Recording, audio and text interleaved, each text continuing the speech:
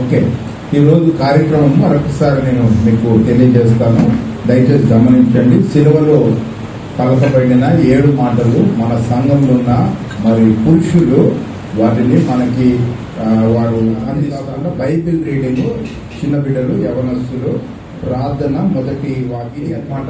So మొట్టమొదటి ఏంటంటే పాట. ఓకే, వినీత సిస్టర్ వచ్చి పాడుతుంది. పాటలు కూడా ఏంటంటే ఒక పల్లవి 2 వచనాలు పాడవచ్చు. తర్వాత మరి ప్రార్థన, మొదటి వాక్యం చదువుతుంది. తర్వాత మోనిక ప్రార్థన చేస్తుంది. ఆ తర్వాత రత్నరాజు గారు వచ్చి మాట్లాడుతున్నాం. తీసుకోండి. సంఘమంతటికి ముందుగా శుభ శుక్రవార శుభాకాంక్షలు తెలియజేస్తున్నాను.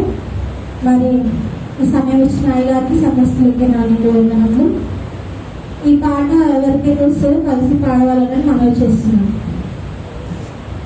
సిలువలో సాగింది యాత్ర, కరుణామయుని దయగల పాత్ర. సిలువలో సాగింది యాత్ర, కరుణామయుని దయగల పాత్ర. ఇది ఎవరి కోసమో, ఈ జగతి కోసమే, ఈ వేల కోసమే, ఈ జగతి కోసమే, ఈ వేల కోసమే. సిలువలో సాగింది యాత్ర, కరుణామయుని దయగల పాత్ర. సిలువలో సాగింది యాత్ర, కరుణామయుని దయగల పాత్ర. ఆలుగాలు దేహము పైన పాపాత్మ కొరడాలెన్నో, ఆలుగాలు దేహము పైన పాపాత్మ కొరడాలెన్నో. నాట్యమాడి నాడు నడివీధిలో నడిచాను, నాట్యమాడి నాడు నడివీధిలో నడిచాను. తోడు కరువలేనాయ ప్రేమ,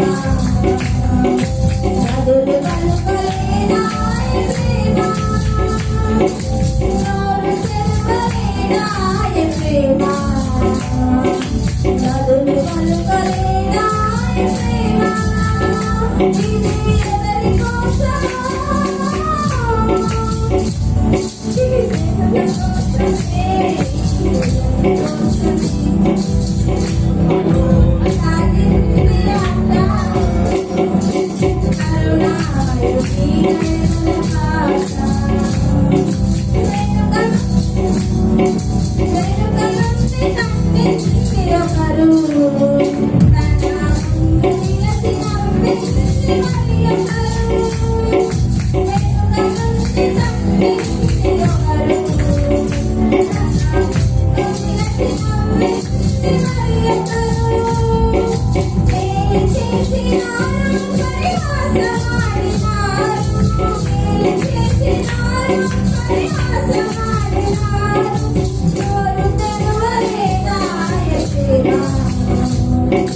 నదులు కలుపలేనాయ ప్రేమ,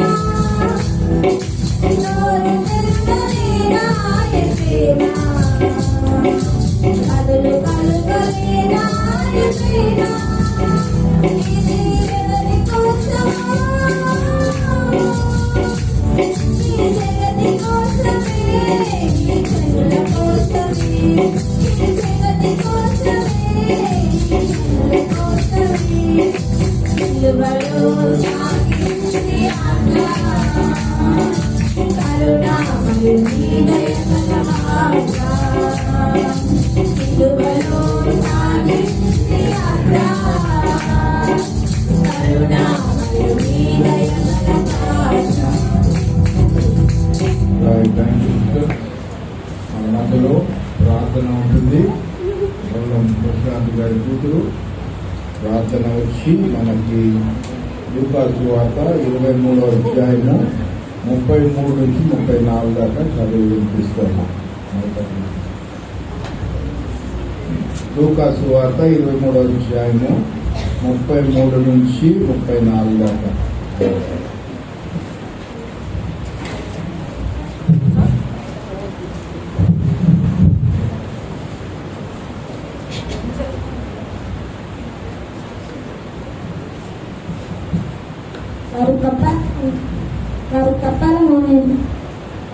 కప్పాలని స్థలంలోని వచ్చినప్పుడు అక్కడ కుడివైపు ఒకరిని ఎడమవైపు ఒకరిని ఆ నేరస్తులను ఆయనతో కూడా సిలువ వేశారు.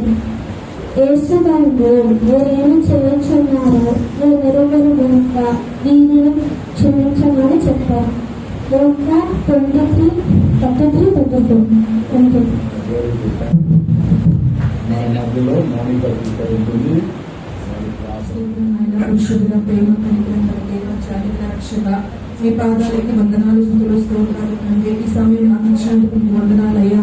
అవును ప్రభు, సిలువలో కలిగిన మొదటి మాట మరి నాయన మా మధ్యలో ఉంచిన రక్తరాజాన్ని జ్ఞాపకం చేసుకోండి ప్రభు. ఆత్మతో నింపి నాతో మాట్లాడండి ప్రభు. ఆయనతో మీరుండి మీరు ఆ సమయంలో చెప్పి ఉన్నారు ప్రభు. ఆ వ్యక్తిగా మరి నాకు ఆయన బోధించే జ్ఞానం తనకు దయచేయండి. వింటున్న మాకు కూడా ప్రభు జ్ఞానం దయచేయండి ప్రభు. మీకు వందనాలు, స్తోత్రాలు చెల్లిస్తున్నాయన. మీరు క్షమించమని చెప్పిన వ్యక్తిగా నాయన మేము కూడా మీలో బలపడి మీకు క్షమించే హృదయాలు కలిగేలాగా మాతో మాట్లాడమని మమ్మల్ని బలపరచమని మీ వాక్కుల ద్వారా ఈ చిన్ని ప్రార్థన నజరేయుడైన యేసుక్రీస్తు నామములో అడిగి వేడుకొచ్చున్నాం తండ్రి. వారు వచ్చి మొదటి మాట మనకు సంఘంలోకి మన సంఘ కాపరైన పాస్టర్ గారికి ఈ శుభవారం శుభవర్ణాలు మనందరికీ ఈరోజు శుభదినం. ఎందుకంటే గుడ్ ఫ్రైడే అంటే దేవుడి యొక్క సిలువ గురించి మనం 7 మాటల ద్వారా తెలుసుకున్న రోజు. దేవుడు 7 మాటల ద్వారా ఆ సిలువ మీద ఉండగా కూడా ఆయన సువార్త ప్రకటించారు. ఆయన నుండి మనము ఎంతో నేర్చుకోవాలి. ఆయన మాదిరిగా జీవించడానికి మనకి 7 మాటలు కూడా మనకు సహాయపడుతున్నాయి. దేవుడు పరలోక జ్ఞానాన్ని మనందరికీ అనుగ్రహించి దేవుని వైపు ఆ సిలువ వైపు చూస్తే మనం అందరూ కూడా పరలోక రాజ్యానికి వారసులుగాను పరలోక రాజ్యానికి పౌర హక్కు కలిగి ఉండే విధంగా మనం పరిశుద్ధమాత్మ దేవుడు మనకి ముందుగా వాక్యం ద్వారా మనకు బోధించాడు. ఆ వాక్యాన్ని మీ ముందు 33 వారు కపాలం అనబడే స్థలమునకు వచ్చినప్పుడు అక్కడ కుడివైపున ఒకని ఎడవైపున ఒకని ఆ నేరస్తుల్లో ఆయనతో కూడా సిలివేసేది. యేసు తండ్రి వీరేమి చేస్తున్నారో మీరు ఎరుగురు కనుక వీరిని క్షమించమని చెప్పరు. తండ్రి గారికి ఆయన విన్నపంలో విజ్ఞాపన చేస్తున్నారు. తండ్రి వీరేం చేస్తున్నారో వీరు ఎరుగురు కనుక వీరందరూ కూడా ప్రేమపూర్వకంగా క్షమించండి అని దేవుడు పరలోక దేవుడికి ఆయన విజ్ఞాపన చేస్తున్నాడు. అంటే మన మీద ఎంత ప్రేమ ఉండి ఆయన మరణంలో కూడా వేదనలో కూడా వీరికి ఏమీ తెలీదు, వీరు క్షమించండి అని తండ్రి గారికి విన్నపం చేస్తున్నారు. వీరి మీదకి మీరు ఎవరినో ఏ దేవదూతలను పంపొద్దు, వీళ్ళని అతిక్రమించడానికి వీళ్ళ మీద సంహరించడానికి ఎవరినో పంపొద్దు. పరలోకం నుండి దేవదూతలు 72,000 మంది సిద్ధంగా ఉన్నారు ఖడ్గాలను అట్టుకుని యేసుప్రభు వద్దకు రావడానికి. ఒక్కొక్క దేవదూత సుమారు 1,00,000 మందికి పైన కూడా సంహరించ సామర్థ్యత బలము కలిగిన దేవదూతలు. ఆయన అంటున్నాడు, ఏసయ్య అంటున్నాడు ఆయనతో, దేవదూతలతో మీరు ఎవడో రావద్దు, నా తండ్రి గారికి ఒక మాట చెప్పినట్లయితే ఈ యొక్క భూమి మీద అగ్నితో అంతా కాల్చి వేస్తే వీళ్ళందరినీ కూడా నేను సంహరించగలరు మా తండ్రి గారు, అందుకని మీరు ఎవడో రావక్కర్లొద్దు అని దేవదూతలకే యేసుప్రభు గారు చెప్పారు. ఆ తండ్రి గారు పరలోకం నుండి ఏమి జరుగుతుందో తండ్రి చిత్తం నెరవేర్చడానికి యేసుప్రభు గారు సిద్ధంగా ఉండి మౌనంగా ఆయన ఎవరు ఏమి చేసినా కూడా మౌనంగా ఉండి ఆయన ఆ శిక్షకి పాత్రుడై ఆయన శిక్షలో ఉన్నారు. అయితే ఆయనతో కూడా 2 బందిపోటు దొంగల్లో సిలివేశారు. కుడి వైపున ఒకరిని ఎడవైపున ఒకరిని, మధ్యలో యేసయ్య గారు ఉన్నారు. యేసుప్రభు గారు కుడి వైపున ఉన్న దొంగ ఎడవైపున దొంగ ఇద్దరు కూడా అతిక్రమాలు చేసి నేరం చేసి బందిపోటు దొంగ అంటే ఇతరులను బంధించి నరహత్య చేసి గోండాలో పెద్ద నరహత్య చేసిన వాళ్ళని బందిపోటు దొంగలు అంటారు. అటువంటి వాళ్ళతో సమానంగా ఏం చేశారు, యేసయ్యని వాళ్ళ మధ్య నుంచి సిలువేశారు. అయితే అందులో ఒక దొంగ కుడివైపున ఉన్న దొంగ ఎడవైపున దొంగ, ఎడమవైపున దొంగ మహా అహంకారి మహా దుర్మార్గాలను పనులు చేసి వేసే వైపు కూడా కన్నెత్తి కూడా ఇలా చూడకుండా నువ్వేదో దైవ కుమారుడు కదా, నువ్వు రక్షించి నీ మమ్మల్ని కూడా రక్షించవచ్చు కదా అని ఏరం చేస్తూ ఎగతాళి చేస్తూ ఏది చేస్తూ అంటున్నాడు. కుడివైపు ఉన్న దొంగ, మాకైతే ఈ శిక్ష సరైనది, మేము ఎన్నో పాపలు చేసాము, కానీ ఈ యొక్క నిరపరాధి అయిన యేసయ్యకి ఇటువంటి శిక్ష తగదు అని ఆయన లోన పశ్చాత్తాపడుతూ, ఈయన పరిశుద్ధుడు, సత్యవంతుడు, నీతిమంతుడు, యథార్థవంతుడు, దయగల ప్రభు అని ఆయన మనసులో పశ్చాత్తాపడి పడినప్పుడే ఆయన ఆ యేసు ప్రభు గారు ఆయన ఈ లోకంలో ఉండగా ఆయన ఎంతో యథార్థవంతుడు, ఎన్నో సూచక్రియలు చేయడు, అద్భుత కార్యాలు చేశాడు అనేది ఆయన మనసులో ఉన్నప్పుడే ఆయన పశ్చాత్తాపడినప్పుడు ఆయన హృదయం ఏం చేసింది, క్షమించబడి ఆయనకి రక్షణ కలిగింది. రెండోదాన్ని ఆయన ఒక్కసారి యేసు ప్రభువుని ఇలాగ తిరిగి చూసినప్పుడే ఆయనకి రక్షణ కలిగింది. ఆయన యేసయ్యతో అన్నాడు, అయ్యా మీ రాజ్యానికి వచ్చినప్పుడు నన్ను గుర్తు పెట్టుకోండి. ఒకసారి చూసినప్పటికే ఆయన పరిస్థితి, ఆయన స్థితి, ఆయన బతుకు అన్నీ మారిపోయి పరలోకానికి వారసుడిగా ఆయన ఎన్నుకోబడ్డాడు. అంటే అప్పుడు రక్షణ లేదు, సిలువలో ఉండగా అప్పుడు సమయం లేదు, నీటి ఎందుకు బాప్తిస్మం తీసుకోవడానికి సమయం లేదు, అక్కడ అపోస్తులు కూడా ఎవరో లేరు. అయినా యేసయ్య మీ వైపు ఒక్కసారి ఇలా చూసినప్పటికీ ఆయన స్థితి, పరిస్థితి, బతుకు అంతా మారిపోయి పరలోక రాజ్యానికి ఆయన వారసుడిగా నియమించబడ్డాడు. ఆయన అంటున్నాడు, నేడే నాతో కూడా సిద్ధంగా పరలోకానికి వచ్చేది, నేడు అని నీకు నిశ్చయంగా చెప్తున్నాడు. ఆయన అంటున్నాడు, నిశ్చయం అప్పుడే చెప్పాడు యేసయ్య, నువ్వు పరలోక రాజ్యానికి నాతో కూడా వస్తావు అని యేసయ్య నిశ్చయం చెప్పాడు. అయితే ఎడమవైపు ఉన్న దొంగకి మాత్రం ఆయన నువ్వు నిత్య అగ్నిలో కాలిపోతావు, నిత్య అగ్నిలో వెళ్ళిపోతావని యేసయ్య దొంగ కూడా తీర్పు అక్కడే జరిగింది. అంటే యేసు ప్రభు గారిని ఒక్కసారి ఇలా చూసినప్పటికీ అక్కడ పాపి అయిన సిలువ మీద ఏలాడబడిన దొంగ కూడా పరలోక రాజ్యానికి వారసుడిగా ఎన్నుకోబడ్డాడు. ఇది దేవుడు కరుణతోటి, ప్రేమతోటి, మన దేవుడు ప్రేమ పంచి మన యొక్క పాప స్థితిని అంతా ఆయన రక్తంలో కడిగి ఆ దొంగడు కూడా రక్షించాడు. ఒక్కడు కూడా నశించిపోకూడదనే ఉద్దేశంతో ఆయన మనం ఎన్ని పాపములు చేసినా ఆయన కలవరి శిలువలో ఆయన ఆకారు రక్త బిందు వరకు చిందించి ప్రతి పాపము ఆయన కడిగి పరిశుద్ధులుగా చేయడానికి ఆయన సిద్ధ మనసు కలిగి ఆయన మౌనంగా ఎంత బాధ పెట్టినా మౌనం వహించి ఆయన పరలోక రాజ్యానికి వారసులుగా ఎన్నుకున్నారు.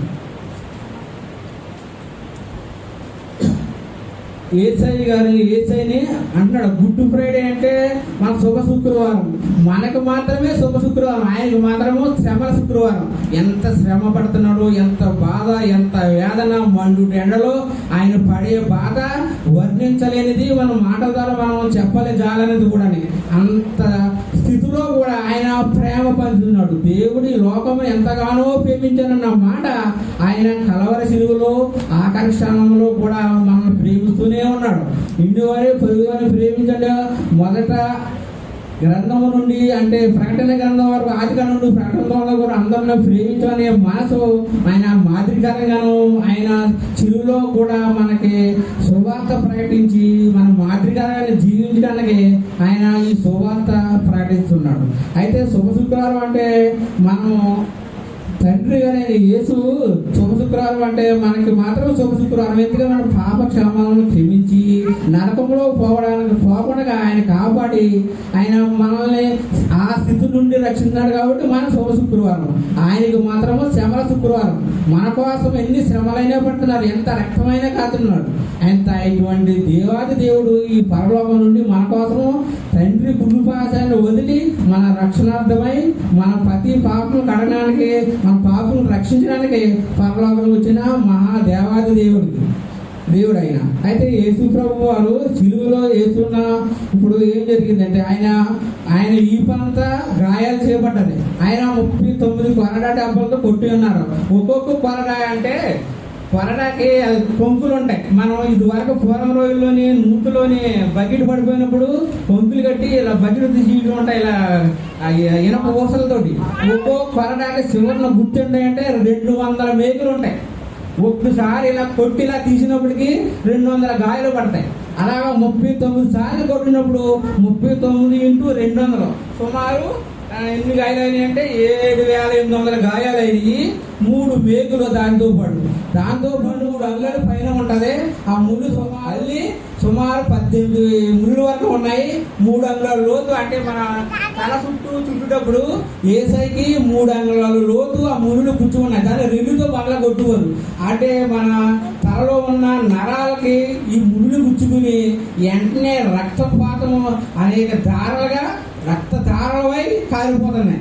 అయినా సరే ఆయన మౌనంగా ఉండి మన కోసము మౌనంగా వహించి ఈ రక్తాన్ని ఆకార రక్త గుంజు వరకు చిందించి మన ప్రతి పాపము కడగడానికి ఆయన అలాగా వరించబడిన గొరిపిల్లగా మౌనంగా ఉన్నారు. ఆయన చిలువలో ఎంత మౌనం వహించారంటే మనం పరలోక దేవుడు ఆయన మన కోసం ప్రతి రక్త బిందువు మనం చిందించి ప్రతి పాపము కడిగి మనం పవిత్రులుగా చేసి ఆయన రాజ్యంలో చేసుకోవాలి, ఆయన సొంత బిడ్డలుగా మనం చూసుకోవాలని ఆయన మన మీద ఉన్న ప్రేమతోటి అసలు మౌనంగా ఉంటున్నారు. ఈ మౌనానికి అర్థం ఏంటంటే పరలోక రాజ్యం మన అందరిదని. మన ఎంతైతే పరిశుద్ధులుగా ఉన్నారో ఈ పరిశుద్ధులందరికీ కూడా యేసు ప్రభువు పరలోక రాజ్యానికి ముందుగానే సిద్ధం చేశారు. ఇంకా అనేక పాపులు ఉన్నారు. ఆ పాపులు కూడా రక్షించాలి, రక్షణ మార్గంలో నడిపించాలి. ఆయన వైపు చూసి ప్రతి ఒక్కరు కూడా రక్షణ పొందాలని ఆయన భావం.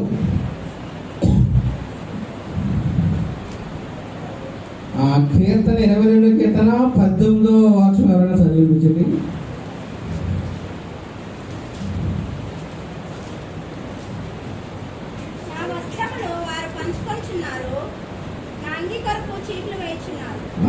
ఇది ప్రవచనం అన్నమాట. నా వస్త్రములు వారు పంచుకొనిచున్నారు, నా అంగి కొరకు చీట్లు వేసుకున్నారు. ఆయన సిలువగా వేసేటప్పుడు ఆయనకి వస్త్రాల కోసం పోటీ పడుతున్నారు. చీట్లు ఇది ఎవరు వస్తాయి, ఈ బట్టలు ఎవరు వస్తాయి, ఇది ఎవరు వస్తాయని పోటీ పడతారు. ఇది ముందుగానే ప్రవచనించబడ్డాలి. వాక్యాన్ని సిలువలో ఇది జరుగుతుంది. నా వస్త్రములు వారు పంచుకొనిచున్నారు, నా అంగి కొరకు వారు చీట్లు వేసుకొనిచున్నారు. ఈ ప్రవేశనం నెరవేర్చబడ్డాలి. అలాగే మత్తాయి 18:21-22 వచనాలు చదవండి.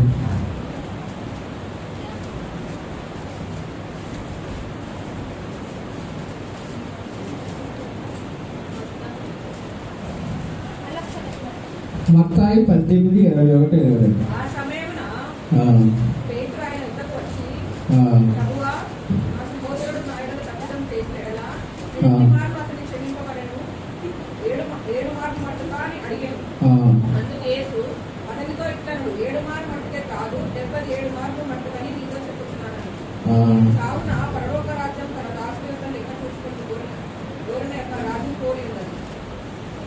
చూడండి, మన ప్రభు గారు ప్రియమైన యేసు ప్రభు గారు ఎవరైనా మన సహోదరులు కానీ ఇంట్లో వాళ్ళు కానీ ఎవరైనా కానీ మనం కోపపడినప్పుడు 7 మార్లు క్షమిస్తే సరిపోతుందా అని అడుగుతున్నారు. అది కాదు, 7 మార్లు కాదు, 77 సార్లు అయినా సరే మనం క్షమాగుణం కలిగి ప్రేమ కలిగి మన సహోదరుల పట్ల మన కుటుంబం పట్ల ఎవరైనా సరే ఎవరి శత్రువునైనా సరే 77 సార్లు వరకు క్షమించాలంట. అందుకే సిలువలో అయినా ఎంత వేదన భరించినా ఎంత నరక వేదన పెట్టినా ఆయన కూడా అందరినీ క్షమించి మౌనంగానే ఉన్నాడు ఆయన యేసయ్య.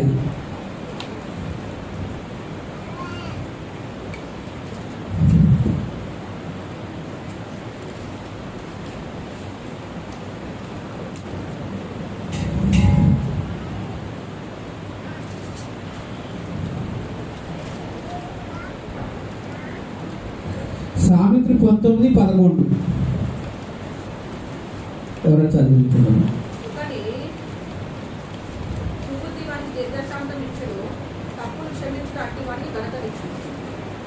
చూడండి, సామెత 19:11 ఏమి రాయబడి ఉన్నదంటే దీర్ఘ సుబుద్ధి గల వారికి దీర్ఘ శాంతం కలిగింది. చూడ యేసయ్యకి సుబుద్ధి ఉన్నారు కాబట్టి ఎంతమంది ఎంత బాధించినా, ఎంత హేళన చేసినా, ఎంత కొట్టినా, తన్నినా, ఉమ్మేసినా, అవమానపరిచినా, హేళన చేసినా కూడా ఆయన సుబుద్ధి గలవాడు కాబట్టి దీర్ఘ శాంతంతో మౌనంగా ఉన్నాడు ఆయన.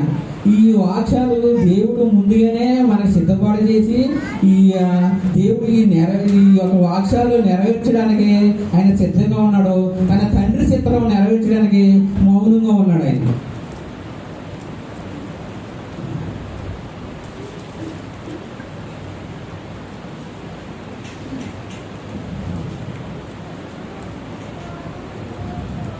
యోహాను 3:15 చదివించున్నాను.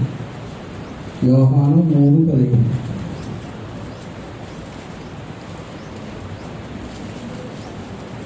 అలాగే ఆ, ప్రతివాడును ఆ, నశింపక ఆయన ద్వారా నిత్యజీవం పొందినట్లు మనుష్య కుమారుడు ఎత్తబడవలెను. మనుషు కుమారుడు ఎత్తబడిన శిలువలో ఎత్తబడినప్పుడు ఇప్పుడు మోసే అరణ్యంలోని ఆ సైన్యం తీసుకెళ్ళినప్పుడు అరణ్యంలోని పాములు కరిచేసి అందరూ చనిపోతున్నారు.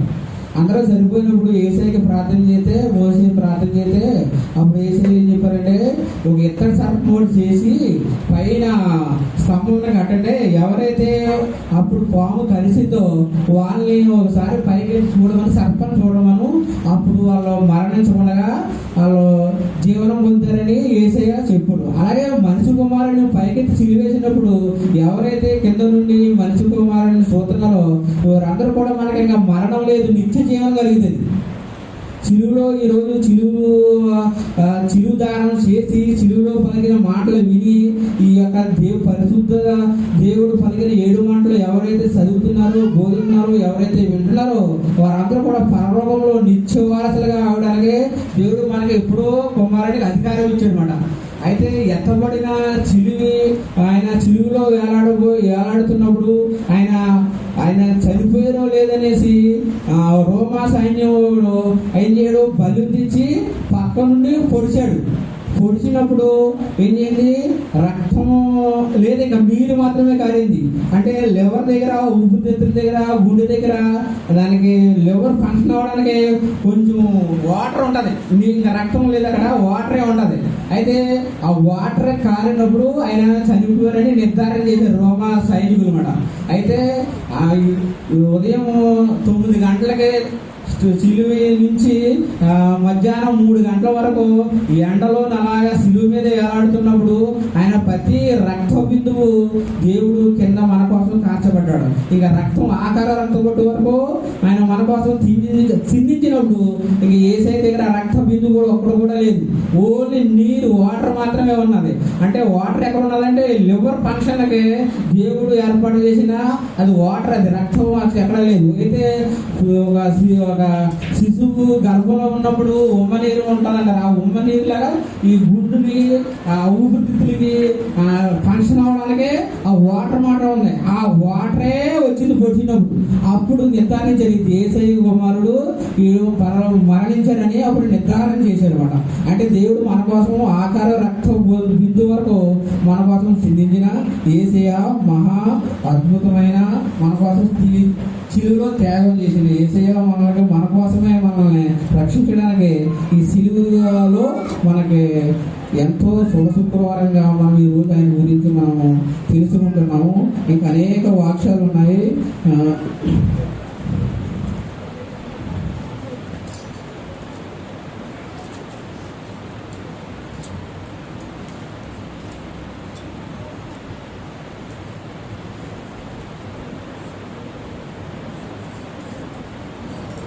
కీర్తన 69:21 చదువుతున్నాం.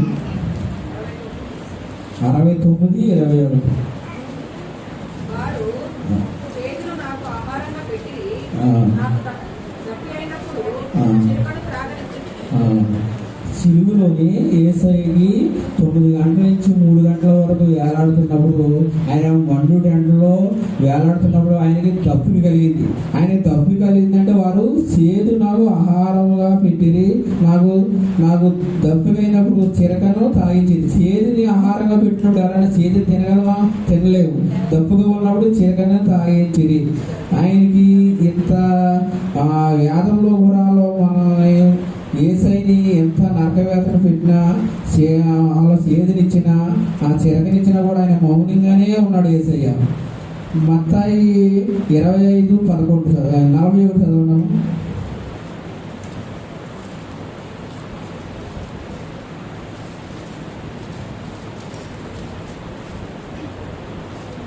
శపింపబడిన వారులారా, నన్ను విడిచి అపవాదిని వారి దూతలకు సిద్ధపరచబడిన నిత్యాగ్నిలోకి పోవుడి. నేను ఆకలి కొంటిని, మీరు నాకు భోజనం పెట్టలేదు, దప్పికొంటిని, నాకు దాహం ఇవ్వలేదు. పరదేశిన ఇంటిని మీరు నన్ను చేర్చుకోలేదు, అవును. విడపడిన ఇంటిని మీరు నాకు బట్టలేదు, అవును. చెరసాలలో ఉంటుంది మీరు నన్ను చూడరాలేదని చెప్పారు. ఇంకోసారి చదవమ్మా. శపింపబడిన వారులారా, నన్ను విడిచి అపవాదిని వారి దూతలకు సిద్ధపరచబడిన నిత్యాజ్ఞలోకి పోయి, నేను ఆకలి కొంటిని మీరు నాకు భోజనం పెట్టలేదు, తప్పికొంటిని మీరు నాకు దాహం ఇవ్వలేదు, పరదేశిన ఇంటిని మీరు నాకు చేర్చుకోలేదు, విడంబరణ ఇంటిని మీరు నాకు బట్టలు ఇవ్వలేదు, రోగినై చెరసాలలో ఉంటుంది మీరు నన్ను చూడరాలేదని చెప్పారు. యేసయ్య శపించబడినారా, నన్ను విడిచి అపహరించిరి, వారి దూతలకు సిద్ధపరచబడిన నిత్య అగ్నిలోకి పోయి. ఎందుకంటే ఆయన శపించిన వారిని, ఆయన యాగం చేసిన వారిని కూడా ఆయన ఏమనకుండా ఆయన మౌనంగానే ఉన్నాడు.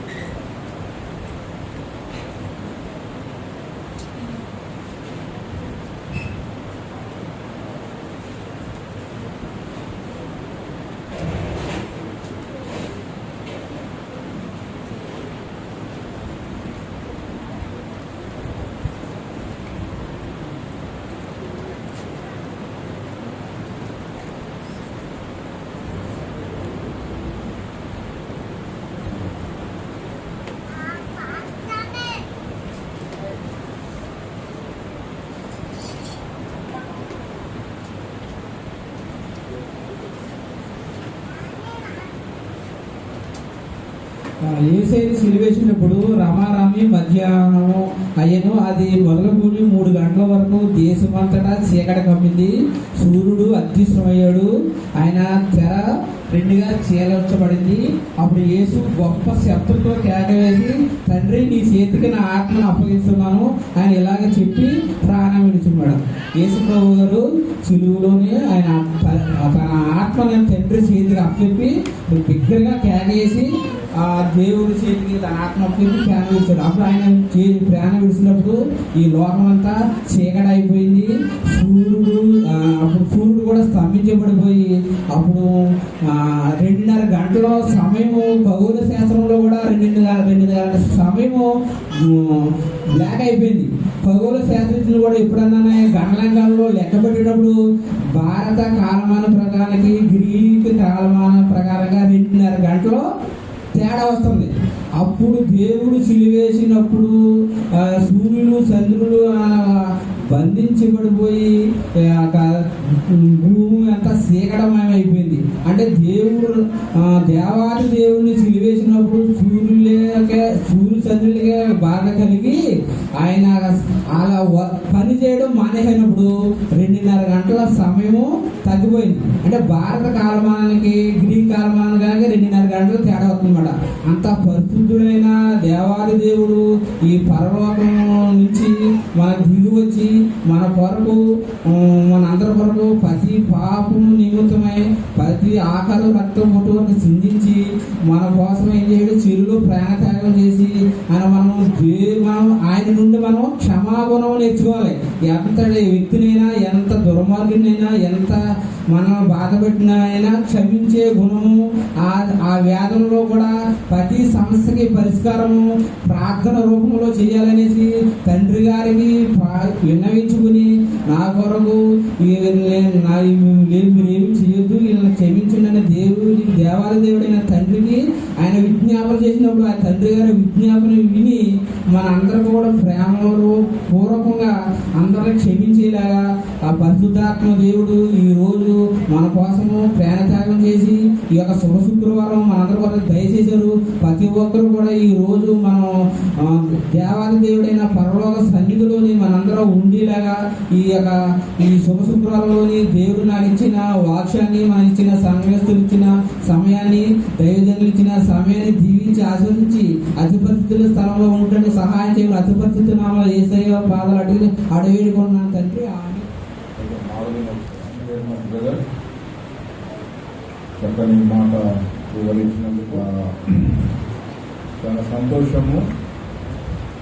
నేను ఈ విధంగా సంఘస్థులని ప్రోత్సహించడానికి గల కారణం ఏంటంటే దేవుని వాక్యంలో స్పష్టంగా చెప్తుంది ఏంటంటే మీరు వెళ్ళి సర్వ సృష్టికి సువార్తను ప్రకటించండి, నమ్మిన వారికి బాప్తిస్వం ఇవ్వండి అన్న మాట చెప్తూ రెండో మాటగా యేసు ప్రభు చెప్పిందంటే శిష్యులనిగా చేయండి అని చెప్పింది.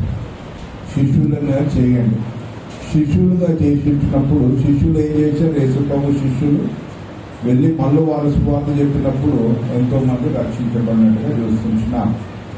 స్టార్టింగ్లో ఏంటంటే మనకు కొంచెం భయం ఉంటుంది, స్టార్టింగ్లో ఏంటంటే ఏం చెప్పాలో అర్థం కాదు, ఆ విధంగా ఉంటుంది.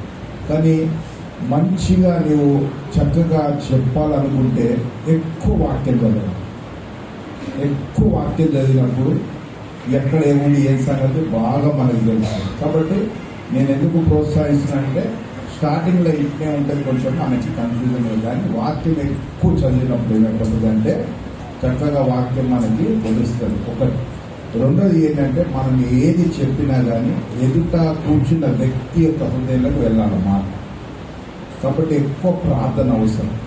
అర్థమైన వినండి, వాక్యం చెప్పేటప్పుడు కూడా ఎక్కువ ప్రార్థన అవసరం.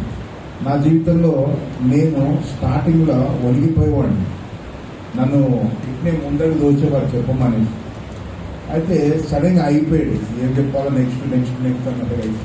ఎందుకంటే మనకి ఏం బేసిక్ తెలియదు, ఏమన్నా మనకి వాక్యంలో కొంచెం తెలిస్తే అది చెప్పగలుగుతాం కదా. ప్రిపరేషన్ అనేది తప్పకుండా ఉండాలా, వాక్యం ఎక్కువ చదవాలా, ఎక్కువ ప్రార్థన చేయాలి. ఫర్ ఎగ్జాంపుల్ ఇప్పుడు రత్నరాజు గారు చెప్పిన మాట ఉంది కదా, తండ్రి మీరు ఏం చేయించున్నారో వీరికి తెలియదు, మీరు క్షమించండి అన్న మాట. నేనేం చేసినాడు తెలుసా, అదే మాటను ఒక 50 సార్లు 100 సార్లు చదువుతూ దాని గురించి ఆలోచిస్తుంది. అప్పుడులే మన మైండ్ ఎన్నో తలంపులు వస్తాయి. తలంపులు వచ్చినప్పుడు ఎందుకు చెప్పాడు యేసు ప్రభు, ఎవరి కోసం చెప్పాడు యేసు ప్రభు, ఏ స్థలంలో చెప్పాడు, వై, వాట్, హౌ, ఇట్లాంటి ప్రశ్నలు మనమే వేసుకొని మళ్ళీ మనకు అక్కడక్కడ వాక్యాలు విన్నప్పుడు చదివినప్పుడు మనకి అరే ఈ పలానా స్థలంలో క్షమాపణ గురించి, ఇక్కడ క్షమాపణ గురించి, అట్లా వాక్యాన్ని మనము చక్కగా ఏంటంటే ఆశ ఉండాలి. ఒకటి చెప్పాలని ఆశ ఉంటుంది చాలా మందికి, ప్రిపరేషన్ ఉండదు. ప్రిపరేషన్ ఎందుకు ఉండదు అంటే వాక్యం చదవరు, ప్రార్థన చేయరు. కాబట్టి వాక్యం చెప్పాలని ఆశ ఉంటే తప్పకుండా నువ్వేంటంటే వాక్యం ఎక్కువ చదువు, ప్రార్థన ఎక్కువ చేయి. నేను ప్రార్థన చేసినప్పుడు కూడా ఏం ప్రార్థన చేస్తాను, ప్రభువా ఇది నీ వాక్యం, నేను నీ వాడను, నీ రక్తంలో కడగబడినా, నువ్వు నన్ను నిలబెట్టుకుంటావు, మీరు మాట్లాడేది కాదు, నేను బుర్రగా వాడబడతాను, నువ్వు మాట్లాడుతావు ప్రభువా. కాబట్టి నాయన నేను కాదు వినేది, వాళ్ళు వింటారు, వాళ్ళలో మాత్రం పరిశుద్ధాత్మ దేవుడు కార్యం జరగాలి. పాపం గురించి, నీతి గురించి, తీర్పు గురించి ఒప్పుకోవాలి, మారు మనసు కావాలి, పశ్చాత్తాపం కావాలి, ఇవన్నీ కావాలి. కాబట్టి నాతోటి కాదు, నేను 4 మాటలు చెప్తే ఆ కార్యం జరగదు, నువ్వు మాట్లాడు, నన్ను వాడుకో.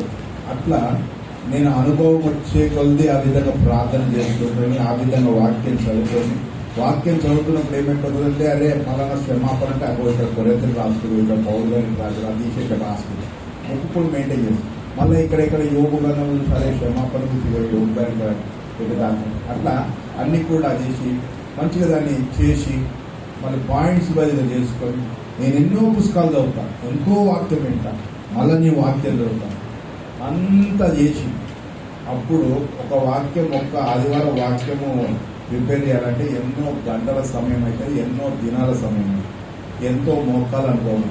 అర్థమైంది, ఉత్త వచ్చి చెప్పడానికి కాదు, అర్థమైంది. నీ దగ్గర మ్యాటర్ ఉంటేనే కానీ చెప్పడం, అర్థమైంది. కాబట్టి నేను చెప్పేది అంటే ఆయన ఎంకరేజింగ్గా మిమ్మల్ని నేను ప్రోత్సహిస్తున్న ఏంటంటే మీరు బలముగా వాడబడాలి, మీరు అనేకులకు ఆశీర్వాదకరంగా ఉంది, అర్థమైంది.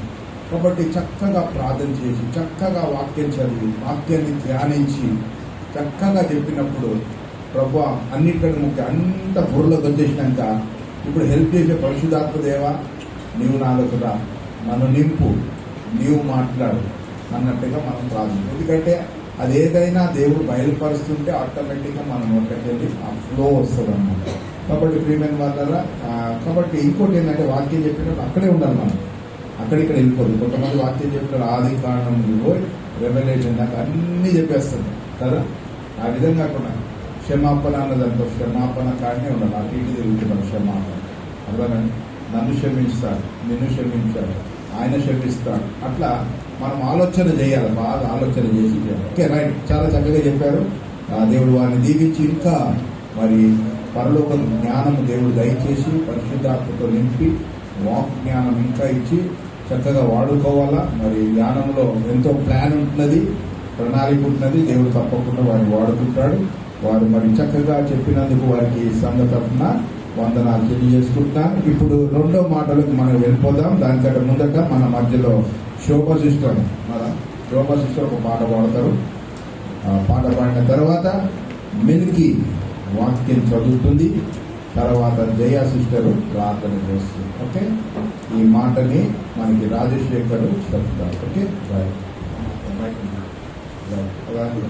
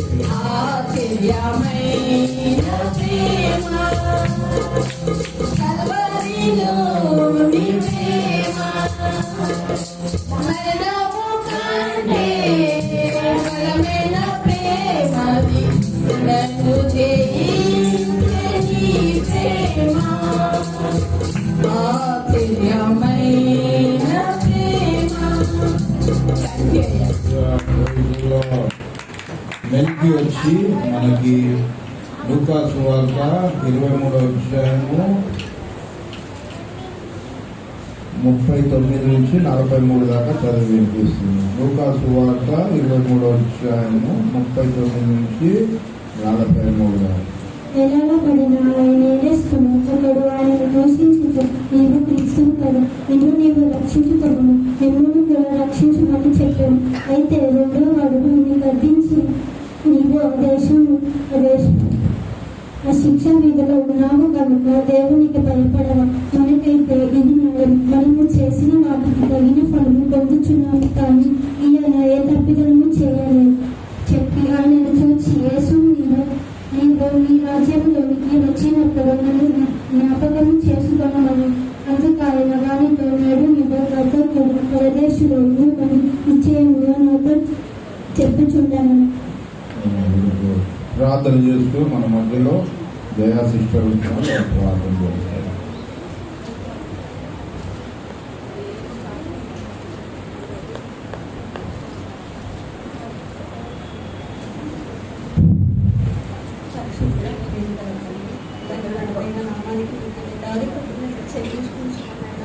కృపగల దేవ, దయగల రాజా, తండ్రి నీకే స్తోత్రం ప్రభువా.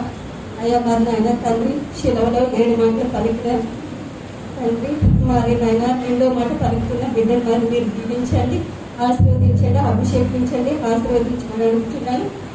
నాయన ఆ బిడ్డ వాక్యం చెప్తుండగా 7 గంటలుగా అభిషేకించండి, అది నోరుని బోర్గా వాడుకోమని నీ పాదాలు పట్టించి నాకు నేను తగ్గించుకుంటూ నీ నామాన్ని ఇచ్చిస్తూ యేసుక్రీస్తు నామంలో సమర్పించుకుంటున్నారు తండ్రి.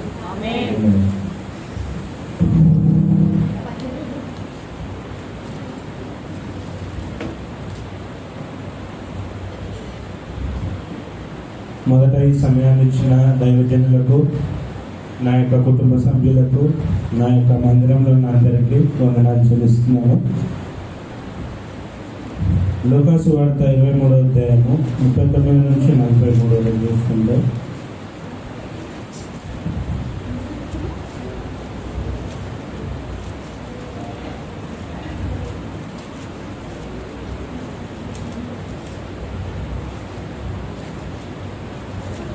ఇక్కడ మనం చూసుకుంటే దేవుని సిలువ వేసినప్పుడు ఉదయం అంతకు ముందు రోజు ఒకటి తప్ప 40 కొరడాలు పరిశీలించుకున్నాడు, ముళ్ళ కిరీటం ధరించుకున్నాడు. తర్వాత సిలువ వేసినప్పుడు ఎందుకు ఇద్దరి నేరస్తుల మధ్యలో సిలువ వేయాలంటే అది లేఖనము నెరవేర్పు కోసం కాబట్టి ఇద్దరి మధ్యలో సిలువ వేసించుకున్నాడు. ఆ లేఖనం నెరవేర్పు ఎక్కడ ఉంటుందంటే యెషయా గ్రంథము 53వ అధ్యాయము 12వ వచనం.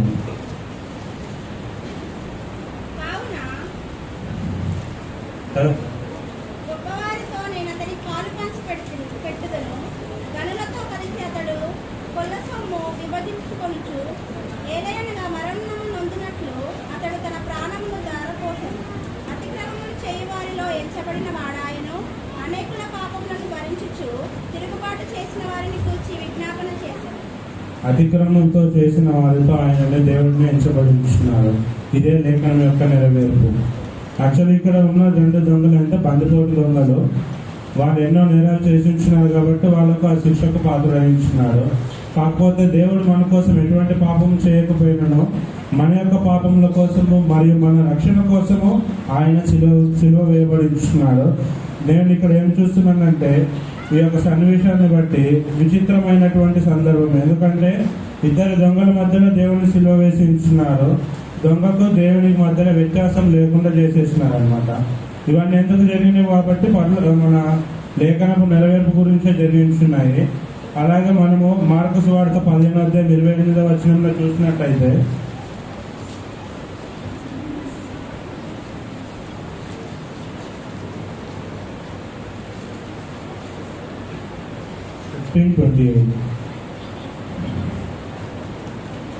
మరియు కుడివైపున ఒకరిని ఎడమ వైపున ఒకరిని ఇద్దరు బందిపోటు దొంగలను ఆయనతో కూడా సిలువ వేసిరి. అప్పుడు ఆ మార్గంలో వెలుచున్న వారు తమ తలచుచు, ఆహా, దేవాలయంను పడగొట్టు 3 దినములలో కట్టువాడా, సిలువ మీద నుండి దిగి నిన్ను నీవే రక్షించుకోనమని చెప్పి ఆయనను దూషించిరి. ఇక్కడ కింద కుట్నట్లో చూసినట్టయితే అప్పుడు ఆయన అక్రమకారులలో నొకడుగా వెంచబడి అని చెప్పు లేఖనము నెరవేర్పడిందని ఇక్కడ రాయబడుతుంది.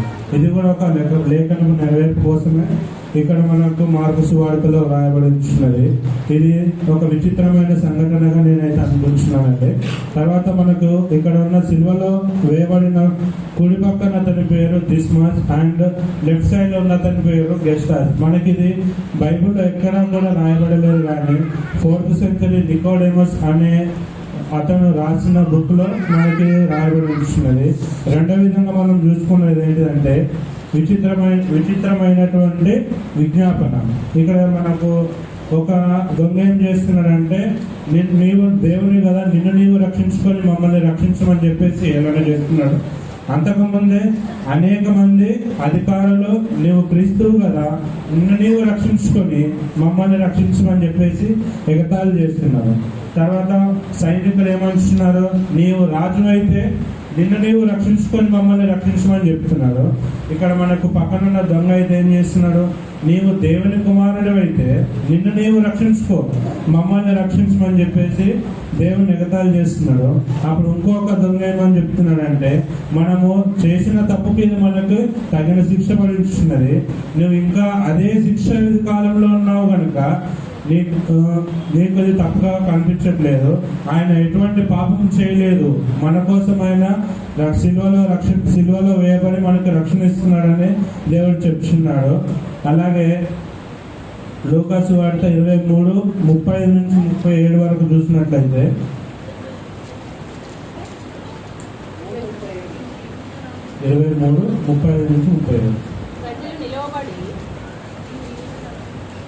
ప్రజలు నిలవబడి చూచుచుండిరి. అధికారులను, వీడు ఇతరులను రక్షించెను, వీడు దేవుడు ఏర్పరచుకున్న క్రీస్తు అయిన ఎడల తన్ను తాను రక్షించుకొనుమని అపహసించిరి. అంతటా సైనికులు ఆయన యుద్ధకు వచ్చి ఆయనకు చిరకనిచ్చి, నీవు యూదుల రాజువైతే నిన్ను నీవే రక్షించుకొనుమని ఆయనను అపహసించిరి. ఇతడు యూదుల రాజని పై విలాసం కూడా ఆయనకు పైగా రాయబడెను.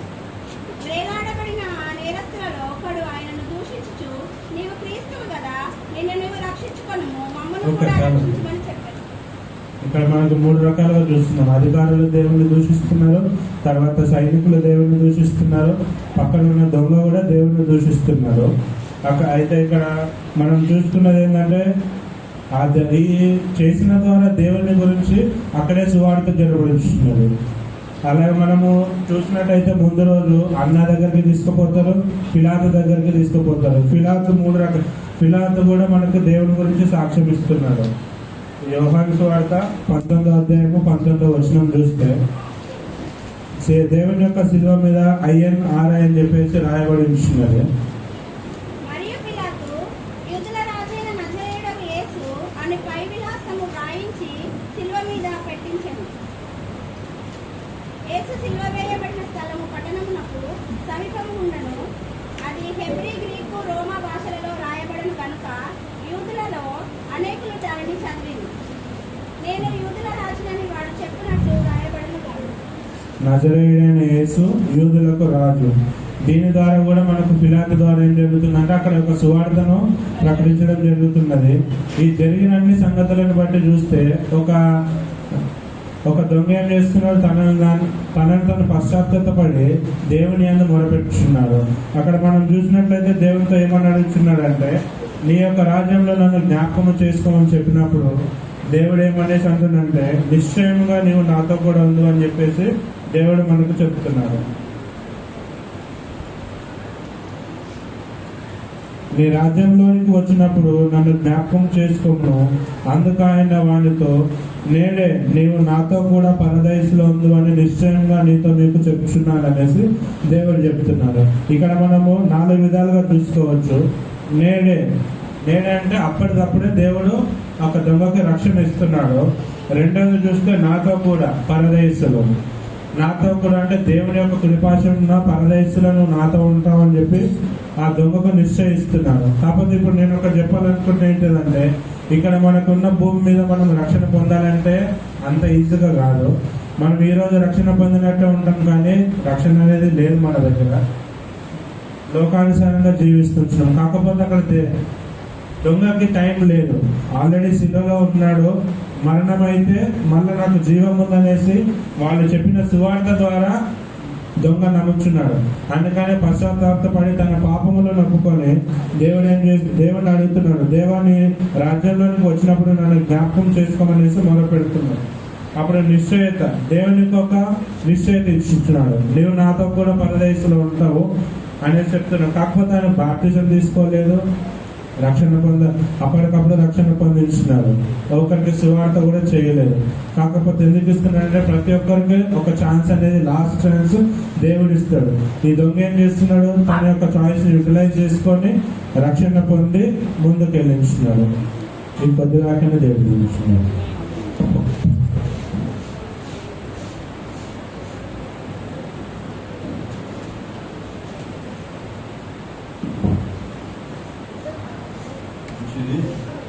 మాట చెప్పిన రాజశేఖర్కి సంఘం తరఫున వందనాలు తెలియజేస్తున్నాను. మరి మూడో మాటలకు మనం వెళ్దాము. మూడో మాటలకు మనం వెళ్ళక ముందు మన మధ్యలో సిస్టర్ కవిత ఉంటున్నారు. వారికి పాట పాడాలని కోరుకుంటున్నాను. మరి వాక్యము బ్లెస్సింగ్ అవుతుంది.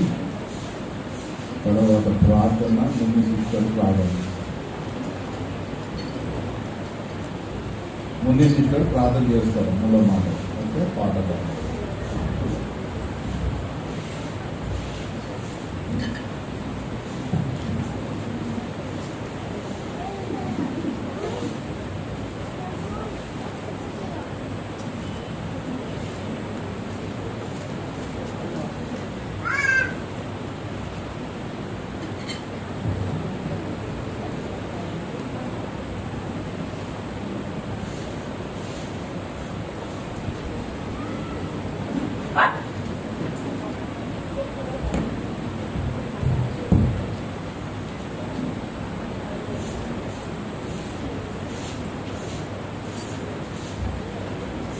అందరికీ గుడ్ ఫ్రైడే శుభాకాంక్షలు.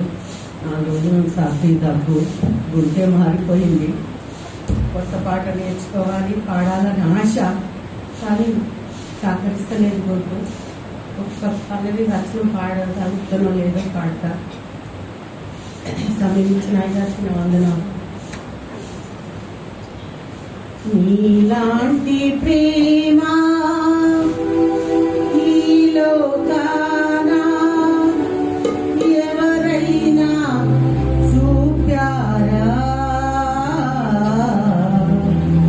నా పాప భారం ఆ సిలువ పైన ఎవరైనా మోసారా? నీలాంటి ప్రేమ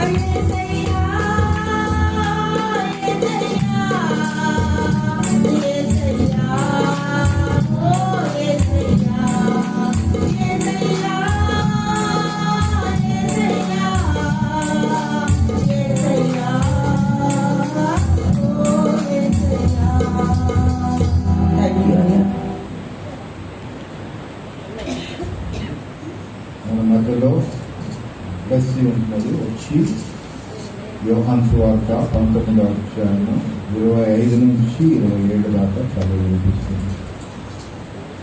యేసు తన తల్లియు తాను ప్రేమించిన శిష్యుడును దగ్గర నిలిచి ఉన్న ఈముట చూచి, అమ్మ ఇదిగో నీ కుమారుడు అని తన తల్లితో చెప్పాడు. తరువాత శిష్యుడిని చూచి, ఇదిగో నీ తల్లి అని చెప్పాడు. ఆ గడియ నుండి ఆ శిష్యుడు ఆమెను తన ఇంటిని చేర్చుకున్నాడు. మన మధ్యలో సిస్టర్ ముందుగా వచ్చి ప్రార్థన చేస్తారు.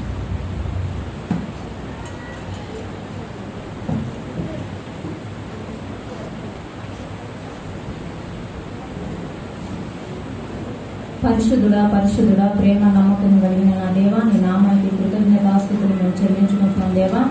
అయా ఈ దినము ఆయన నా ప్రభువా, నీవు సిలువలో మాట్లాడిన నా తండ్రి 7 మాటల్లో ప్రభువా ఇది 3వ మాట ప్రభువా. అయా నువ్వు సిలువలో ఘోరమైన అయా నా తండ్రి మరణాన్ని శిక్షను అనుభవిస్తూ కూడా ప్రభువా తల్లి బాధ్యతను ఎక్కడనూ నువ్వు మర్చిపోలేదు ప్రభువా. ఈ లోకంలో మేము జీవించినప్పుడు ప్రభువా ఏదైనా బాధ్యత మాకున్నప్పుడు నాయన మేము ఏ విషయంలో కూడా మర్చిపోవద్దు ప్రభువా. దేవా ఈ 3వ మాట పలికిన బిడ్డని నువ్వు దీవించండి ప్రభా. దేవా నా తండ్రి ఈ 3వ మాట నాయన అర్థమైన రీతిగా నాయన బోధించే కృపను నువ్వు దయచేయండి ప్రభా. బూరగా నువ్వు వాడుకోమని అడుగుచున్నావు. నీ బాధ్యతను ప్రభా నువ్వు ఏ రీతిగా నాయన అయా సిలువలో నువ్వు ఏ రీతిగా అప్పచెప్పి ఉన్నావో ప్రభా మేము ఈ లోకంలో జీవించినప్పుడు కూడా ప్రభా మేము ఆ రీతిగా ఉండుటకు సహాయపరచండి దేవా. నీలో కొంచెమైనా మేము పొందుకునే వారిగా ప్రభా నీ బాధ్యతను దేవా ఈ 7 మాటలు నాయన మేము అనుసరించే వారిగా నాయన ఉండుటకు మాకు సహాయం చేయమని అడుగుచున్నాం. ఏ ఒక్కరూ కూడా నాయన నీ మాటలు విడిచిపెట్టకూడదు నాయన. అయా నా తండ్రి ఆ మాటలు ప్రభా మేము స్పష్టంగా నాయన నా ప్రభా నిరూపించడానికి సహాయం చేయమని తండ్రి. నన్ను నేను తగ్గించుకొని నేను హెచ్చించుచు యేసుక్రీస్తు పరిశుద్ధ నామమున అడిగి వేడుకొని పొందుకున్నాను నా తండ్రి. ఆమేన్. మన మధ్యలో ప్రసాద్ గారు వచ్చినారు. వాళ్ళు వచ్చి మనకి ఈ వాక్యాన్ని పంచుతారు.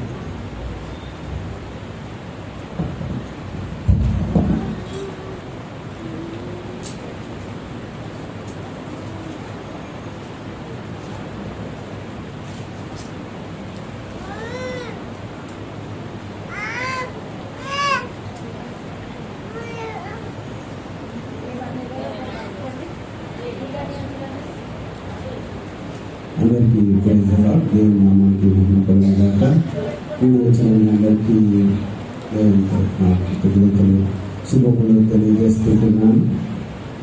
మరి ఈ శుక్రవారం రోజున దేవుడు నాకు ఇచ్చిన ధన్యతను బట్టి దేవునికి కృతజ్ఞతలు తెలియజేసుకుంటున్నాను. ఇంతవరకు మనము 2 మాటల్ని మనము చూసుకున్నాము. మొదటి మాటగా ఆయనను దూషించిన వారిని, ఆయనను హింసించిన వారిని, ఆయనను కొరడాలతో కొట్టిన వారిని అందరినీ చూసి తన తండ్రితో చెప్తున్న మాట, తండ్రి మీరు ఏం చేయించున్నారో మీరు ఎరగరు కనుక వీరిని క్షమించమని చెప్తున్నట్టుగా చూసుకుంటున్నాం.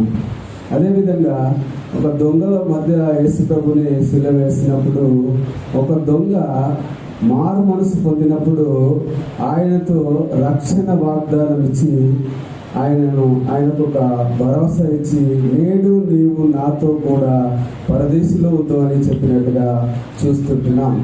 అయితే దేవుడు నాకు 7 మాటల నుంచి 3వ మాటగా నాకు ఇచ్చినందుకు దేవునికి వందనాలు తెలియజేసుకుంటున్నాను. అదేవిధంగా యేసు ప్రభు వారు ఈ 3వ మాటలో ఒక ఆదరణ, అదే కాకుండా ఒక బాధ్యతను చూపిస్తున్నట్టుగా చూస్తుంటున్నాం. యోహాను సువార్త 19వ అధ్యాయము 26వ వచనము 27వ వచనము. యేసు తన తల్లియు తాను ప్రేమించిన శిశువును దగ్గర నిలుచుండుట చూసి, అమ్మా ఇదిగో నీ కుమారుడు అని తన తల్లితో చెప్పాను. ఆ తర్వాత శిశువును చూసి ఇదిగో నీ తల్లి అని చెప్పాను. ఆ గడియ నుండి ఆ శిశువుడు ఆమెను ఎంట చేర్చుకొనెను. దేవుడు మాటలు దీవించుగాక. అయితే ప్రియులారా, యేసు ప్రభు వారు సర్వ పాప భారమును ప్రవచనము నెరవేర్చుటకు ఆయన మరణించినట్టుగా చూస్తుంటున్నాం. మనము ఆ విధంగా గమనిస్తుంటున్నాం. ఆయన శిలువలో వేలాడుతూ ఆ భయంకరమైనటువంటి మండు టెండలో భారభరితమైనటువంటి శిలువ మీద వేలాడుతూ తన కొరకు కాదు కానీ, తన శరీరం కొరకు కాదు కానీ, ఆయన అక్కడ జరుగుతున్న పరిస్థితిని చూసి ఆయన బాధపడట్లేదు. కానీ ఆయన మనమైతే ఏం చేస్తామంటే, మనమైతే అలాంటి బాధలు కష్టాలు వచ్చినప్పుడు మనం వేదనలతో ఎవరిని పట్టించుకునే పరిస్థితిలో కూడా మనం ఉండం. అయినా దేవుడు ఏంటంటే, ఆయన ఒక మనిషి పోలికగా ఈ లోకములకు వచ్చి ఆయన జీవం గల దేవుడిగా ఆయన ఈ యొక్క వచ్చినట్టుగా చూస్తుంటున్నాం. ఆయన యొక్క జీవితం కానీ, ఆయన యొక్క మరణం కానీ, ఆయన యొక్క పునరుత్థానం కానీ అన్నీ ఆయన తండ్రి చిత్తానుసారంగా జరుగుతున్నట్టుగా చూస్తుంటున్నాం, నెరవేర్చబడుతున్నట్టుగా చూస్తుంటున్నాం. ఆయన ఏం చేస్తున్నాడంటే, సిలువలో వేలాడబడుతూ తనను ప్రేమిస్తున్నటువంటి ఆ యొక్క యోహానును చూస్తున్నట్టుగా చూస్తుంటున్నాం. అదేవిధంగా తన తల్లిని కూడా చూస్తుంటున్నాం. అయితే యేసు ప్రభు వారు శిలువలో వేలాడుతూ చూసి ఒక అద్భుతమైన సంఘటన ఏంటంటే, వారిద్దరూ ఆయనకు దగ్గరగా ఉన్నట్టుగా చూస్తుంటున్నాం. ఆయన దగ్గరగా ఉన్నట్టుగా చూసి ఆయన ఏమంటున్నారంటే, అమ్మ ఇదిగో నీ కుమారుడు అని తన తల్లితో చెప్పినట్టుగా చూస్తుంటున్నాం. అదేవిధంగా ఇదిగో నీ తల్లి అని యోహానుతో చెప్పినట్టుగా చూస్తుంటున్నాం. ఇక మనం గమనించవలసిన విషయం ఏంటంటే, యేసు ప్రభు వారు ఎంత బాధలో వేదనలో, ఎంత రక్తం కార్చుతూ, ఎంత ఆవేదనలో ఉన్నా కూడా ఆయన ఒక తల్లి బాధ్యతను మరవలేకుండా ఉన్నట్టుగా చూస్తుంటున్నాం. ఈ లోకంగా మానవునిగా వచ్చినా కూడా ఆయన చిత్తం ఏంటంటే, తండ్రి చిత్తాన్ని నెరవేర్చడానికి ఈ లోకానికి వచ్చాడు. కానీ ఈ లోకంలో రావడానికి మరి యొక్క గర్భాన్ని ఎంచుకున్నాడు కనుక ఆయన వల్ల ఆమె ఎన్ని అవమానాలు, వివాహం కాకముందే ఆమె ఎన్ని అవమానాలు పొందినట్టుగా చూస్తుంటున్నాం. ఎన్ని అయినప్పటికీ ఆమె భరించి ఆ దేవుడు ఇచ్చిన వాగ్దానమును పట్టుకొని ఆమె ఆ యేసు ప్రభుకు జన్మనిచ్చినట్టుగా చూస్తున్నాం. అలాంటి ఆమె ఆదరణగా యేసు ప్రభు వారు ఆమెకు ఓదార్పుగా ఆయన బాధ్యతగా ఆయన తోడు, నేను ఇక్కడ ఉండేవాడిని కాదు కనుక నా తండ్రి దగ్గరికి నేను వెళ్ళవలసి వస్తుంది కనుక అందుకనే ఆ బాధ్యతను యోహానుకు అప్పచెప్పినట్టుగా చూస్తుంటున్నాం. అయితే ఇక్కడ మనము ఆయన సేవా జీవితంలో చాలా మంది ఆయనతో వెంబడించేవారు. ఆయన యొక్క అద్భుత కార్యాలు కానీ, ఆయన సూచక్రియలు కానీ, ఆయన రోగులను బాగు చేయటం కానీ, ఎన్నో అద్భుత కార్యాలని చూసి జనాలందరూ చూసి, ప్రజలందరూ చూసి ఆయన తట్టు తిరిగి ఆయన మీద వాక్యంలో రాయబడి ఉంది, ఆయన మీద పడుచుండుగా ఉండులాగున ఆయన మీద వచ్చినట్టుగా చూస్తున్నాం. అయితే ఇక్కడ శిలువ వేసిన టైంలో, శిలువ వేసిన సమయంలో అక్కడ తనతో పాటు ఉన్న శిశువులు లేరు, తనతో పాటు ఉన్న అద్భుత ఆశ్చర్యకార్యాలు చూసిన వారు లేరు, ఆయనతో పాటు ఎన్నో మేలును పొందిన వారు కూడా ఆయనతో పాటు లేరు. కానీ యేసు ప్రభు శిలువ వేసినప్పుడు ఆయన ప్రేమిస్తున్న యోహాను, ఆయన తల్లి అయిన మరియా, ఇంకా మరియలు, కొంతమంది స్త్రీలు కూడా ఉన్నట్టుగా చూస్తుంటున్నాం. అయితే దేవుడు ఇక్కడ మనకి ఆ తల్లి పట్ల చూపిన ఆదరణని మనకు బైబిల్ గ్రంథంలో నుంచి మనకు చూపిస్తున్నట్టుగా చూస్తుంటున్నాం. నిర్గమకాండము 20వ అధ్యాయము 12వ వచనం. దేవుడు మనకి ఆ ఆజ్ఞల నుంచి ఒక ఆజ్ఞగా చూస్తున్నాం. నిర్గమకాండము 20వ అధ్యాయం 12వ వచనం. నీ దేవుడైన యెహోవా నీకు అనుగ్రహించిన దేశములో నీవు దీర్ఘాస్మంతుడవగుటకు అగునట్లు నీ తండ్రిని నీ తల్లిని సన్మానించుము. ఒక ఆజ్ఞ ద్వారా మనకి దేవుడు తెలియపరుస్తున్నట్టుగా చూస్తుంటున్నాం.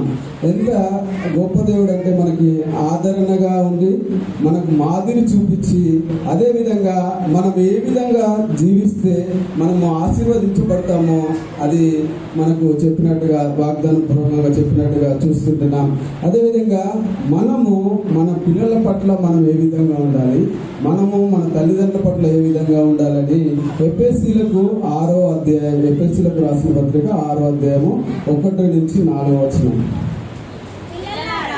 పిల్లలారా ప్రభువునందు మీ తల్లిదండ్రులకు విధేయులయుండుడి, ఇది ధర్మమే.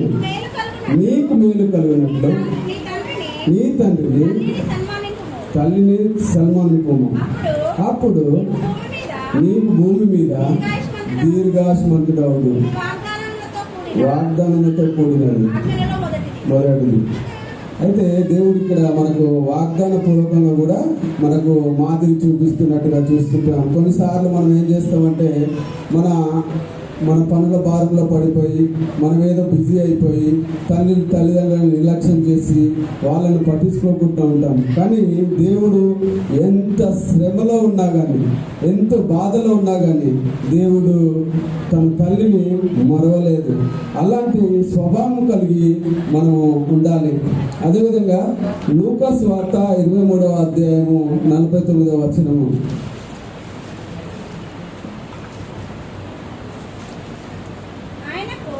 ఆయనకు ఎలవైన వారందరూ గలిలయ నుండి ఆయన వెంబడించిన స్త్రీలను దూరంగా నిలిచింది. అయితే యేసు ప్రభు వారు శిలువ వేసినప్పుడు ఆ స్త్రీలు కానీ వెళ్ళలేని వారు అంటే మేలులు పొందినవారు, ఎన్నో అద్భుతాలు పొందినవారు, ఎన్నో ఆశ్చర్య కార్యాలు పొందినవారు అందరూ దూరంగా ఉండి, కొంతమంది అక్కడ లేరు, ఇంకా కొంతమంది స్త్రీలు దూరంగా ఉండి చూస్తుంటున్నాం. అయితే ఇక్కడ యోహాను మాత్రము ఎంత దగ్గరగా ఉన్నాడంటే ఆయనకు సమీపంగా ఉన్నట్టుగా చూస్తుంటున్నాం. అదేవిధంగా ఆయన ముందు నుంచి శిలువ వేయబడిన నుంచి నుంచి మరణం వరకు ఆయన అక్కడ ఉన్నట్టుగా చూస్తుంటున్నాం. అందుకే యోహానుకు గొప్ప ఘనతను దేవుడు ఆయనకు అనుగ్రహించినట్టుగా చూస్తున్నాం. గొప్ప బాధ్యతని ఆయనకు అనుగ్రహించినట్టుగా చూస్తుంటున్నాం. అయితే ప్రియులారా, మనం ఏంటంటే విలువైన సమయంలో మనము దగ్గరగా యేసుప్రభు వారికి దగ్గరగా ఉంటున్నామా లేవా, ఆయన సహవాసంలో ఉంటున్నామా లేవా, ఆయన దగ్గరగా ఉన్నట్టయితే మనము ఆత్మీయ జీవితం, మన జీవితం ఏ విధంగా ఉంటుంది అని ఈరోజు మనము సరి చేసుకోవాలి. ఈ మూడో మాట ద్వారా యోహాను ఏ విధంగా ఆయనకు శ్రమలు వచ్చినా, బాధలు వచ్చినా, ఎన్ని కష్టాలు వచ్చినప్పటికీ ఆయనను విడవక ఆయన సమీపంలో ఏ విధంగా ఉన్నాడో మన జీవితంలో కూడా మనకి ఎన్ని బాధలు వచ్చినా, ఎన్ని కష్టములు వచ్చినా ఆయనకు సమీపంగా ఉండే వారంగా మనము ఉండాలి. ఎందుకంటే మన జీవితాలు ఏ విధంగా ఉంటాయంటే, ఏదో కొన్ని లాభాలు కలిగినప్పుడు, లేకపోతే ఎన్నో శ్రమలు కలిగినప్పుడు దేవునికి దూరం అయిపోతుంటాం. అందువలన ఈ యొక్క వాక్యం ద్వారా మనము నేర్చుకోవాల్సింది ఏంటంటే, దేవునికి సమీపంగా ఉండేవారంగా ఉండాలి. అదేవిధంగా మనం ఏ విధంగా ఉండాలంటే, దేవునిలో సంఘం ప్రార్థనలో కానీ, సంఘంలో కానీ, సహవాసంలో కానీ, వాక్య పరిచర్యలో కానీ అన్నిట్లలో మనం వాడబడే వారంగా ఉండాలి. దేవునికి సమీపంగా ఉండాలి. దేవుని అందు నిలిచి ఉండాలి. ఈ వాక్యం ద్వారా మనము బలపరచబడదాం కాక. Thank you. God bless you.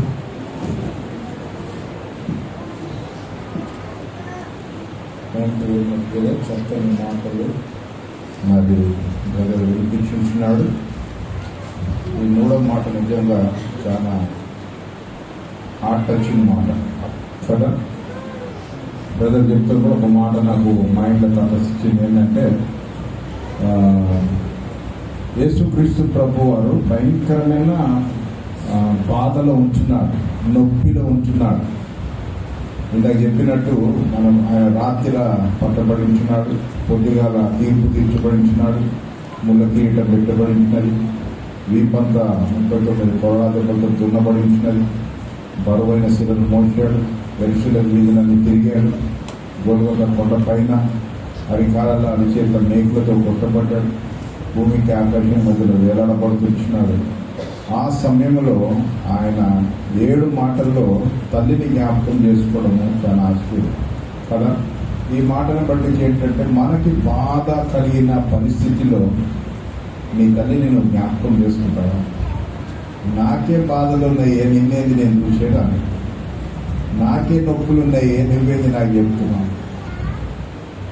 చాలా ఇంపార్టెంట్, అర్థమైందా? ఎందుకంటే తల్లిదండ్రులతోటి మన జీవితము, మన ఆయుష్ ముడి కట్టబడినది. ఇంకా చదివిన మాటల్లో అక్కడ అంటారు కదా, ఇది యుక్తమే, ఇది తండ్రిని సన్మానించడము అన్నట్టుగా చెప్తాడు. దేవుని యొక్క ఆజ్ఞ ఏంటున్నది, నువ్వు దేశంలో వర్ధిల్లాలంటే, దీర్ఘాయుష్మంతులుగా ఉండాలంటే తల్లిదండ్రులని సన్మానించాలి. ఎలాంటి పరిస్థితి అని మాకు చూడండి, అంటే గొప్ప చెప్పుకోవట్లేం, కానీ నాకు 84 సంవత్సరాల తల్లిదండ్రులు ఉంటున్నారు. వాళ్ళ వృద్ధాప్యం ఏంటంటే, వాళ్ళు ఎక్కువగా చిన్నపిల్లల లెక్క అయిపోతారు. ఇవాళ అర్థం చేసుకొని చాలా కష్టం. మనకి పనుల భారం చాలా ఉంటుంది, మన శరీరం సహకరించదు, కొన్నిసార్లు విసుగు కూడా వస్తుంది. అయినా ఊపిరి తెచ్చుకోవాలి. రాత్రి ఇక్కడ నుంచి మీటింగ్ నుంచి వెళ్ళిపోయినాము, ఇంటి పెట్టారు 10 అయించినది, భోజనం చేసుకున్నాం. అప్పుడు పోయి మా భార్య దోశలు వేస్తే తిన్నాం. తినేసినాక అప్పుడు వాళ్ళ తమ్ముడు మాట్లాడితే, అమ్మకి పరిస్థితి బాగలేదు కదనే, రోజుకి మరి రేపు ఉదయం తీసుకోవాలి హాస్పిటల్ అడ్మిట్ చేద్దాం వాళ్ళు మాట్లాడుకుంటున్నాం. అప్పుడు నేను మాట్లాడుతున్నారు, రేపు గుడ్ ఫ్రైడే కదా, వీళ్ళు రేపు వేసుకుంటున్న ప్లాన్ అని ఫోన్ మాట్లాడి, ఎందుకే రేపు వేసుకుంటారు, ఎందుకు చేస్తాం, అసలు ఆయన పరిస్థితి బాగుంటలేదంటే ఆయన చూస్తున్నాడు చెప్పాడు అన్నట్టు చెప్పి నేను సరేనే అనుకున్నాను. మనసులో ప్రార్థన చేసుకుంటాను, రేపు మాత్రం ఎట్టి పరిస్థితుల్లో నేను డిస్టర్బ్ కావాలి, మందులో ఉండాలి. ఇక మా వైఫ్ మీనా ఫోన్ చేసి కొంచెం చెప్పింది, మీనా కొంచెం చూసుకోవాలేసి రేపటి గురించి అవన్నీ కూడా. ఎందుకంటే సునీల్ కూడా అక్కడిక్కడ మాటలు మాట్లాడి వస్తానని చెప్పాడు అనమాట. అందుకని సో ఇది పరిస్థితి. సరే తినేసాము, ఇక పడుకుందాం మనిషి అన్ని పని చేసేసాము. 11:30కి ఫోన్ వచ్చింది, అమ్మ పరిస్థితి అసలు బాగలేదు, వాళ్ళ తమ్ముడు ఆక్సిజన్ లెవెల్ తగ్గిపోతున్నాయి, అది దగ్గేస్తున్నది, భయంకరంగా ఉంటున్నది, అంటే ఇమీడియట్గా హాస్పిటల్ తీసుకోవాలంటే రాత్రి 11:30 మేము స్టార్ట్ అయ్యి మరి ముషీరాబాద్ వెళ్ళి మన కేర్ హాస్పిటల్కి వెళ్ళి ఆమెను అడ్మిట్ చేసి అక్కడ ఉండి ఆమెను ఐసీయూలో షిఫ్ట్ చేసినాక 3:30కి ఇంటికి వచ్చినాం. రాత్రి 3:30కి ఇంటికి వచ్చి మళ్ళీ కడుక్కొని పడుకోవడానికి 4 మళ్ళీ ఏడా ప్రకారం పొద్దుగాల 7 గంటలు లేచిపోయాడు. పొద్దుగాల 7 గంటలు కాదు, మా వైఫ్ అయితే పొద్దుగాల లేచిపోయాడు 5 గంటలు. ఎందుకంటే ఫోన్లో ఆమె ఆన్లైన్ ఉంటాడు కదా, అట్లా లేచిపోయినాము. మళ్ళీ వచ్చేసినాము. శరీరం భయంకరంగా నలగొట్టబడి అలసట ఉంటుంది. అయినా కానీ ఏంటంటే తల్లిదండ్రులు కదా అన్నట్టుగా. తర్వాత ఏంటంటే మా మైండ్లో ఇక్కడ ఈ బిడ్డల్ని మర్చిపోదు మేము. మళ్ళీ ఒకవేళ నేను ఒక్కడిని వచ్చి అమ్మ రాకుంటే ఏదమ్మా అన్నట్టుగా అందరు చూస్తుంది. ఇద్దరు ఉండాలి ఇక్కడ కదా. ఒకవేళ ఆమె ఒక్కటి వచ్చింది నేను రాలేదంటే ఏడయ్యా కదా. కాబట్టి ఆ విధంగా ఒకరు ప్రార్థన చేసుకుంటే రాత్రి అయినా కానీ దేవుడు బలాన్ని శక్తి ఇచ్చాడు. వచ్చేసి నేను ఇక్కడ నిలబడ్డా ఆమె అక్కడ మొత్తం వంట చూసుకున్నాడు. అర్థమైనా? అదే ఇట్లా సంఘస్థతో సహకరించండి, ఎందుకంటే మా పరిస్థితులు బాగలేవు. అర్థమైనా? మీరు ఎవరైనా వచ్చి కొంచెం వంటకాడ సహకరిస్తే బాగుంటుంది కదా. ఆమె వచ్చి నిలబడ్డారు, నేను ఆయనకు సహాయం చేసింది. ఆడ ఎన్ని శబ్దాలైనా ఎక్కువ సపోర్ట్ చేయరు. Anyhow okay. కాబట్టి తల్లిదండ్రులు అంత బాధ్యత. ఇప్పుడు ఏంటంటే యేసుక్రీస్తు ప్రభువు భయంకరమైన శిలువ మరణంలో ఉంటున్నాడు. ఆయన ఆ శ్రమలు పొందుతున్నాడు. అయినా కానీ తల్లిని చూస్తుంటున్నాడు. ఆయన శ్రమల్లో ఉన్నా కానీ నీ పరిస్థితి ఎట్లున్నా కానీ నువ్వు తల్లిని ఎప్పుడు కూడా గమనిస్తూ ఉండాలి. అది నేర్చుకో. చాలా మందికి అది లేదు, తల్లిని మర్చిపోతారు. తల్లి ఒక చోటు ఉంటుంది, ఈయన ఇష్టం ఉంటుంది. అట్లా ఉండనే ఉండదు. అది దేవుని వాక్యం మనకి నేర్పిస్తలేదు. నువ్వు మీ వృద్ధ వయసులో తల్లిదండ్రులు జ్ఞాపకం చేసుకోవాలి. చిన్నపిల్లలుగా తల్లిదండ్రులు కూడా మనము జ్ఞాపకం చేసుకోవాలి. ఎప్పటి నుంచి మనం నేర్చుకుంటే కానీ కుదరదు. అతను కొన్నిసార్లు కొంతమంది పెళ్లి చేసుకున్న కథ మందిగా తల్లిని మర్చిపోతారు, తల్లిని మర్చిపోతారు. అట్లుండనే ఉండదు. బ్యాలెన్సింగ్ చేయాలా. బ్యాలెన్సింగ్ చేయడానికి రాకుండా నువ్వేం చేయాలో మోకరించి ప్రార్థన చేయి. ఆటోమేటిక్గా బ్యాలెన్సింగ్ అవుతుంది. నీతో శాత కానీ నీ దేవుని చెప్పు, నీకు శాతం అయితే చెప్తారు. అది గుర్తుపెట్టుకోండి. ఎవరైనా కానీ నీ అత్తని నీ భర్తని మేనేజ్ చేయగలరు, నీ అత్తని నీ భార్యని మేనేజ్ చేయగలరు. అలాంటి శక్తి నాకు దయచేయి ప్రభు అంటే తప్పకుండా దేవుడు దయచేస్తాడు. అర్థమైందా? కాబట్టి ప్రియమైన అట్లా ఆయన యేసుక్రీస్తు ప్రభు వారు భయంకరమైన నొప్పిలో ఉంటూ తల్లిని ఎందుకు జ్ఞాపకం చేసుకుంటాడు తెలుసా? తల్లిని గురించి ఆయనకు అప్పుడు జ్ఞాపకం వచ్చింది ఏం తెలుసా? తల్లి ఎన్ని అవమానాలు పడ్డది తెలుసా? తల్లి ఎన్ని అవమానాలు పడ్డది. ఆయన అవమానాలు పొంది పురుషుని కలయిక లేకుండా పరిశుద్ధాత్మ ద్వారా గర్భవతి అయింటది. అది దేవునికి దేవుని బిడ్డలకి దాని విషయం తెలుస్తుంది. లోకంలో ఉన్నట్లయితే యూట్యూబ్లో చూస్తాం ఏంటి అన్నట్టుగా మాట్లాడుతుంటారు. ఎందుకంటే లోకస్తులకు తెలియదు. దేవుని కార్యాలు దేవుని బిడ్డలకే తెలుస్తాయి కదా. లోకస్తులు వేరే విధంగా అనుకుంటారు. అవమానం పొందింటున్నది, నిందలు పొందింటున్నది.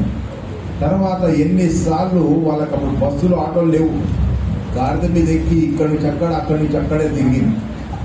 యోసేపు కూడా విడిచిపెట్టేద్దాం అనుకున్నాడు. ఏంటిది నా మీదకి వస్తుంది అన్నాడు. నేను ఎందుకు ఈ మాట జ్ఞాపకం చేస్తున్నానంటే, ఇవన్నీ ఎందుకు జ్ఞాపకం చేస్తున్నానంటే తల్లి పడిన అవమానాలు, తల్లి పడిన కష్టాలు, తల్లి పడిన ఆ యొక్క మనుషుల యొక్క మాటలన్నీ కూడా పరీక్షించాయి. ఆఖరికి హేరోదు వచ్చి పిల్లలందరినీ సంపేద్దాం అన్నప్పుడు మరి వాళ్ళు దేవుని బిడ్డలు కాబట్టి దేవుని స్వరమిని మరి అక్కడ మన ఐగుప్తికి తీసుకుపోయినట్టుగా నజరేతు కనెక్షన్ తీసుకోవాలి, యెరూషలేము కనెక్షన్ వచ్చి ఉంటున్నారు. మళ్ళా సున్నతి చేపించుంటున్నారు, అన్ని కార్యక్రమాలు చేపించుంటున్నారు. తర్వాత ఒకసారి మందిరంలో ఆయన పెద్దోళ్ళతో అక్కడ తరికిస్తున్నప్పుడు వీళ్ళు మర్చిపోయి వెళ్ళిపోయారు. మళ్ళీ అయ్యో నా కొడుకు అనేది ఉట్టుకుంట ఇంకాలకు వచ్చారు. తల్లి ప్రేమ అర్థమైనా? ఎంతో కష్టపడి 9 ఏళ్ళు మోచి కని పెంచి పెద్ద చేస్తే మనం మర్చిపోతాం అవన్నీ. అర్థమైనా? ఎంత ప్రేమగా ఎన్ని బర్త్డేలు చేసి కొత్త బట్టలు కుట్టించి మన అన్ని కడిగి వాషింగ్ గీషింగ్ అన్ని చేసి ఎంత చక్కగా పెంచితే తల్లిదండ్రులే మర్చిపోతుంటాము. అర్థమైనా? తల్లిదండ్రులని మనం ఎప్పుడు కూడా మర్చిపోదు. యేసు ప్రభు గుర్తుపెట్టుకున్నాడు. కొంతమంది ఏంటంటే గుర్తుపెట్టుకోండి, పెళ్ళి అయినాక కొత్తగా మీరు అత్తగారింటికి వచ్చినట్లయితే అత్తగారు మీ తల్లి, గుర్తుపెట్టుకోండి. అమ్మగారు విడిచిపెట్టేసినాక అత్తగారింటికి వచ్చినాక తల్లి ఎవరు అట్లయితేదయ్యా అనుకునేరు. అర్థమైందా? అవన్నీ కొంతమంది అత్తగారితో ఎట్లా వ్యవహరిస్తారంటే భయంకరంగా వ్యవహరిస్తారు. అది మంచి పద్ధతి కాదు. ఆమె కూడా నీకు తల్లి. అర్థమైందా? కొంతమంది ఎన్నో సేకరణ చేయించుకుంటారు. గుర్తుపెట్టుకోండి, తప్పది. నువ్వేదో ఆఫీస్కి వెళ్ళిపోతావు, అంత ముందుగా చూసుకుంటావు, పిల్లలు పడేసి వంట పడేసి అన్ని పడేసి. నో, నీ మనసాకి గతిస్తలేదా? రోజు చూడు అత్తగారితో ఎట్లున్నదో. బయట కష్టపడి పని చేసుకొని వచ్చింది, అత్తగారి మాట జవదాట్లేదు. అది ఆశీర్వాదం. అర్థమైందా? రోజు ఎంత ఆశీర్వదించబడి ఉంటుంది. యేసుప్రభు యొక్క ఆ యొక్క లిస్టులోకి వచ్చేసి ఉంటుందా? అర్థమైందా? కాబట్టి ప్రియమైన వాళ్ళ నేను అదే చెప్తాను, నేను అదే నేర్చుకున్నాను. నువ్వు అత్తగారింటికి పోయినావంటే ఆమెనే ఫస్ట్ నీ అమ్మ.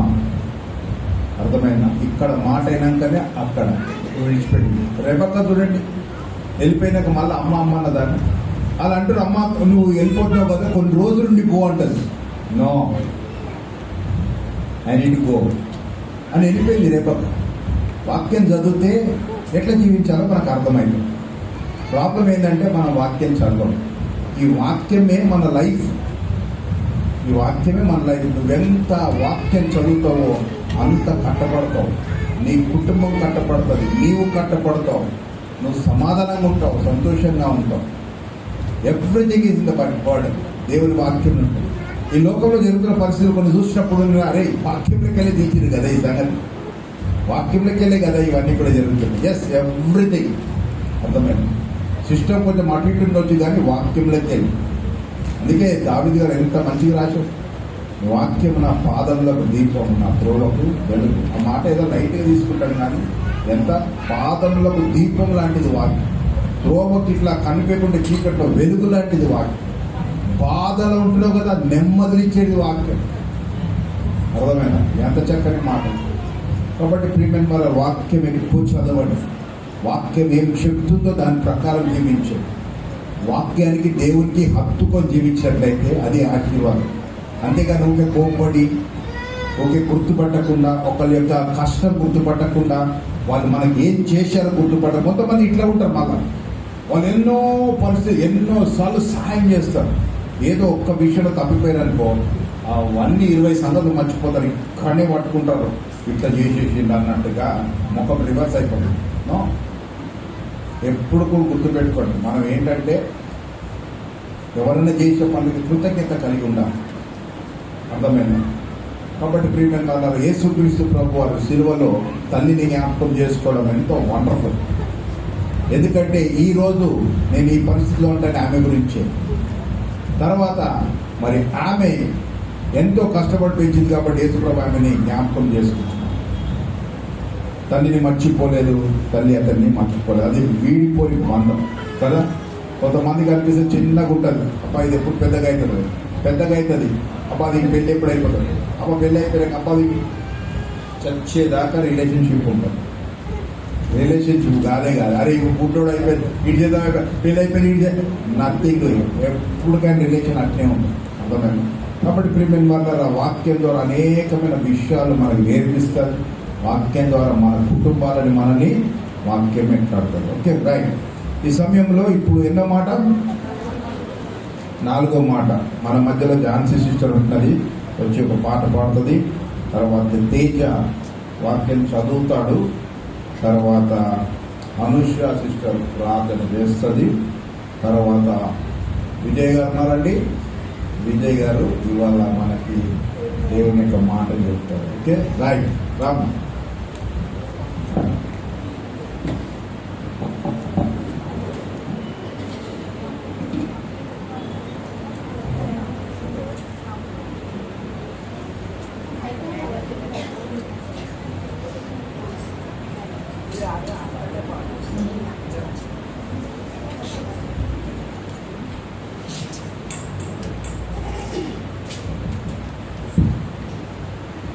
నీ ప్రేమకు ఏమివ్వగలను, నీ భాగం వర్ణించలేను.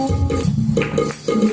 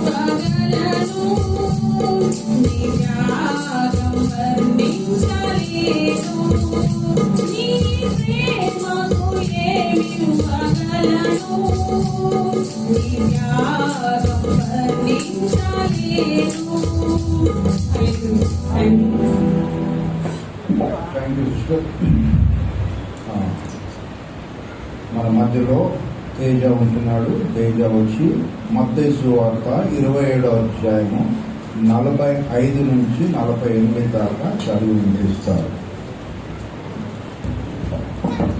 మధ్యాహ్నము మొదలుకొని 3 గంటల వరకు ఆ దేశమంతటను చీకటి కమ్ముకొనింది. ఇంచుమించు 3 గంటలప్పుడు యేసు ఏలీ ఏలీ లామా సబక్తా అని బిగ్గరగా కేక వేసింది. ఆ మాటకు నా దేవా నన్నెందుకు చెయ్యి విడిచితివని అర్థము. అక్కడ నిలిచి ఉన్న వారిలో కొందరు మాట విని ఇతడు ఏలీయను పిలుచుచున్నాడనేది. వెంటనే వారిలో ఒకరు పరుగెత్తుకొని పోయి స్పాంజి తీసుకొని చిరకాలలో ముంచి రేగున తలిగించి ఆయనకు త్రాగించును. ప్రార్థన చేసుకుందాం. మన మధ్యలో సిస్టర్ అనుష వచ్చి ప్రార్థన చేస్తాం.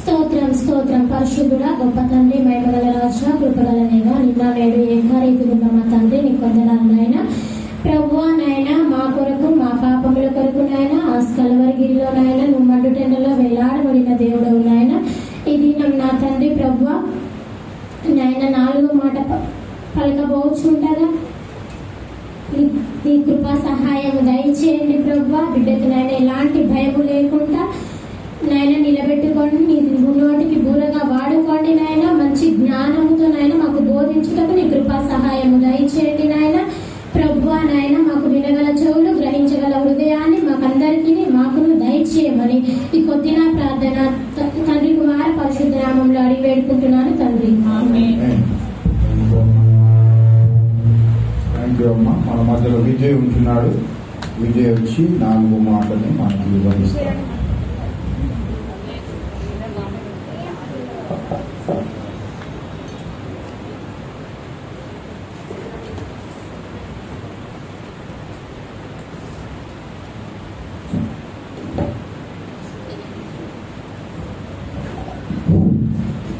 మన ప్రభు అయిన యేసుక్రీస్తు నామంలో మీ అందరికీ వందనాలు. Happy good Friday. ఈరోజు యేసుక్రీస్తు ప్రభు వారు పలికినటువంటి 4వ మాట ఏలి ఏలి లామా సబక్తా అని రాయబడింది. దీన్ని తెలుగులో నా దేవా నన్నెందుకు చేయి విడిచితివి అని అర్థం. యేసుక్రీస్తు ప్రభు వారు వారి జీవితంలో జరుగుతున్నటువంటి ప్రతి ఒక్క విషయం కూడా ముందుగానే ప్రవశింపబడినటువంటిది. మత్తయి సువార్త 27:46లో ఇంచుమించు 3 గంటలప్పుడు ఏలి ఏలి లామా సబక్తా అని బిగ్గరగా కేక వేశాను.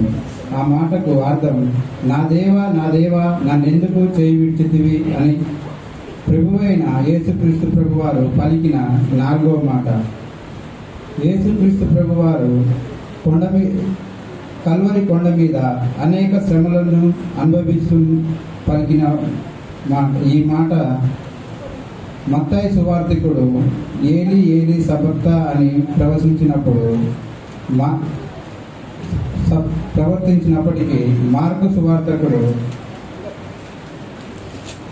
ఏలోయి ఏలోయి లామా సబక్తా అని లిఖించాడు.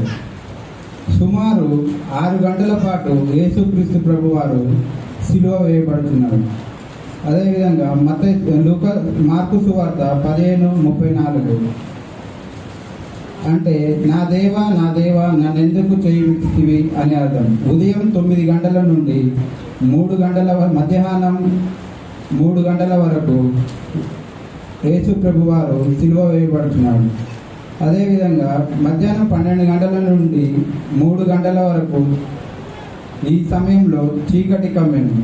పాప భారాన్ని భరిస్తూ తండ్రి నుండి విడిపోయిన వేదనతో యేసు ప్రభువారు ఈ మాట పలికారు. పాప పరిహారం యేసుక్రీస్తు మానవాళి పాపముల కోసం తండ్రి అయిన దేవుని చేత విడిచిపెట్టబడినట్లుగా శిక్షను అనుభవించాడు. యేసు వేదన ఎందుకంటే దేవునితో ఎడతెగని సంబంధం కలిగి ఉన్నప్పటికీ కుమారుడు పాపం వల్ల కలిగే విడదీయరాని లేని వేదన ఈ మాట ద్వారా వ్యక్తం చేశాడు. యేసు నిరీక్షణ అనగా మాటలో వేదన ఉన్నప్పటికీ చివరికి విశ్వాసాన్ని వదలకుండా నా దేవా అని పిలవడం ఆయన నమ్మకత్వానికి నిదర్శనం. ఈ మాట శిలువ త్యాగం యొక్క తీవ్రతను మరియు దేవుని ప్రేమను తెలియజేస్తుంది.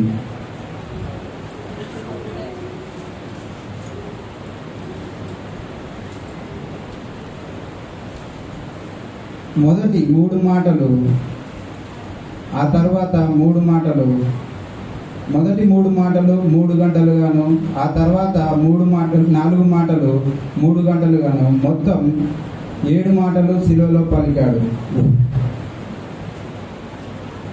12 గంటల నుండి 3 గంటల వరకు చిమ్మ చీకటి ఆ దేశాన్ని ఆవరించిందని లేఖనంలో స్పష్టంగా తెలియజేయబడింది.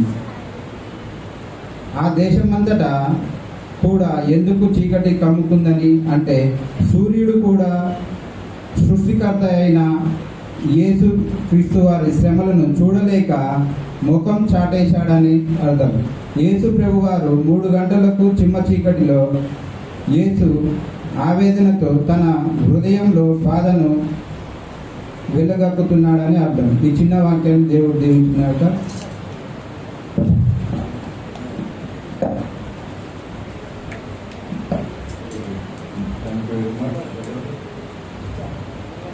చక్కగా మరి విజయ్ గారు మనకి వివరించున్నారు. సంఘం తరఫున వారికి వందనాలు వివరించుకుంటున్నాను. ఎంతో చక్కని మాట. ఏం మాట అది? నా దేవా నన్ను ఎందుకు చెయ్యి పిడిస్తుంటున్నావు? శిష్యులు యేసు ప్రభుని విడిచి వెళ్ళిపోయారు. తర్వాత ఆయన శరీరంలో బాధలు ఉంటున్నాయి. ఇలాంటి పరిస్థితుల్లో యేసుక్రీస్తు ప్రభు ఏంటంటే ఎక్కువగా తండ్రితో సంబంధం పెట్టుకున్నాడు. మీరు చూసినట్లయితే ఎప్పుడు కూడా ఆయన ప్రార్థించేవాడు తండ్రికి. నా తండ్రి చిత్తాన్ని చేస్తాను అని చెప్పేవాడు. అర్థమైందా? ద రిలేషన్షిప్ అంటే యేసు ప్రభుకి తండ్రికి ఉన్న సంబంధం ఎంత గొప్పదంటే ఏదైనా తండ్రి చిత్తము జవదాటలేదు. తర్వాత ఏదైనా తండ్రికి చెప్పేవాడు. తండ్రితోటి అంత గొప్ప రిలేషన్షిప్ యేసు ప్రభు పుట్టినది. అందరు విడిచిపెట్టారు, ముగ్గులో బాధలు ఉంటున్నాడు. అందరు విడిచిపెట్టినా నాకేం ప్రాబ్లం లేదు, కానీ తండ్రి విడిచిపెట్టడం చాలా ఘోరమైన బాధగా ఆయన పుట్టాడు. ఎందుకంటే ఏ పరిస్థితిలో ఎవరినా దూషించినా, హింసించినా, కొట్టినా, నానా మాటలు అన్నా కానీ నాకు ఒక ఆదరణ నా తండ్రితోటి, నాకు ఒక ఆదరణ, ధైర్యము, విశ్వాసము నా తండ్రితోటి అనేసి దేవునికి తండ్రితో అంత గొప్ప సంబంధం ఉంటుంది. కానీ అల్టిమేట్గా ఏంటంటే ఈ యొక్క 4 మాటల దేవుడే యేసుప్రభు యొక్క చేయి విడిచిపెట్టేసి ఉంటున్నాడు. ఇందులో ఒక 2-3 విషయాలు ఉంటాయి. ఒకటి ఏంటంటే యేసుప్రభు వారు ఎందుకు యేసుప్రభు తండ్రి అయిన దేవుడు ఎందుకు యేసుప్రభు యొక్క చేయి విడిచిపెట్టడానికి కారణం ఏంటంటే ఆయన పాపముగా చేయబడి దేవుడు పరిశుద్ధుడు అయించున్నాడు. యేసుక్రీస్తు ప్రభు మన పాపాలన్నీ కూడా తన మీద మోసుకొని ఆయన ఏమైంటున్నాడు? పాపంగా చేయబడించున్నాడు. అందుకే కొరింథీయుల రాసిన పత్రికలో చక్కగా పౌలు రాస్తారు. ఏం రాస్తారంటే మనము దేవుని నీతి అగునట్లు పాపం ఎరుగని ఆయన మన కొరకు పాపముగా చేయబడించున్నాడు. పాపముగా చేయబడింటాడు కాబట్టి పరిశుద్ధుడైన దేవుడు చేయి విడిచేసినట్టుగా చూస్తున్నాం.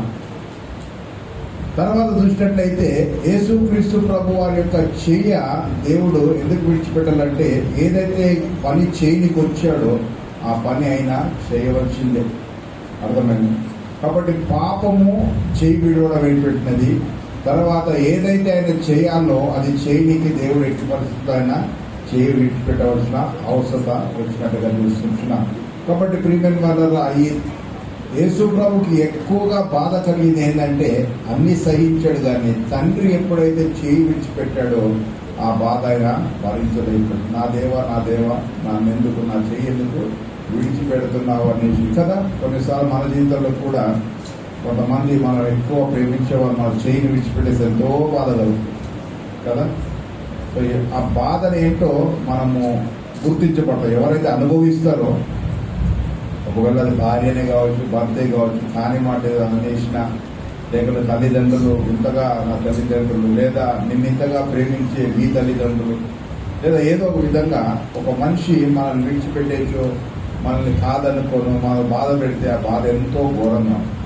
కాబట్టి యేసుక్రీస్తు ప్రభువుని కూడా ఏంటంటే తండ్రి అయిన దేవుడు విడవలసిన అవసరం వచ్చింది. ఎందుకంటే పాపమంతా కూడా ఆయన భరించాలి కాబట్టి చేయి విడిచిపెట్టేశాడు. యేసు ప్రభు ఎంతగానో బాధపడుతూ ఈ మాట పలుకుతున్నట్టుగా చూస్తున్నాం.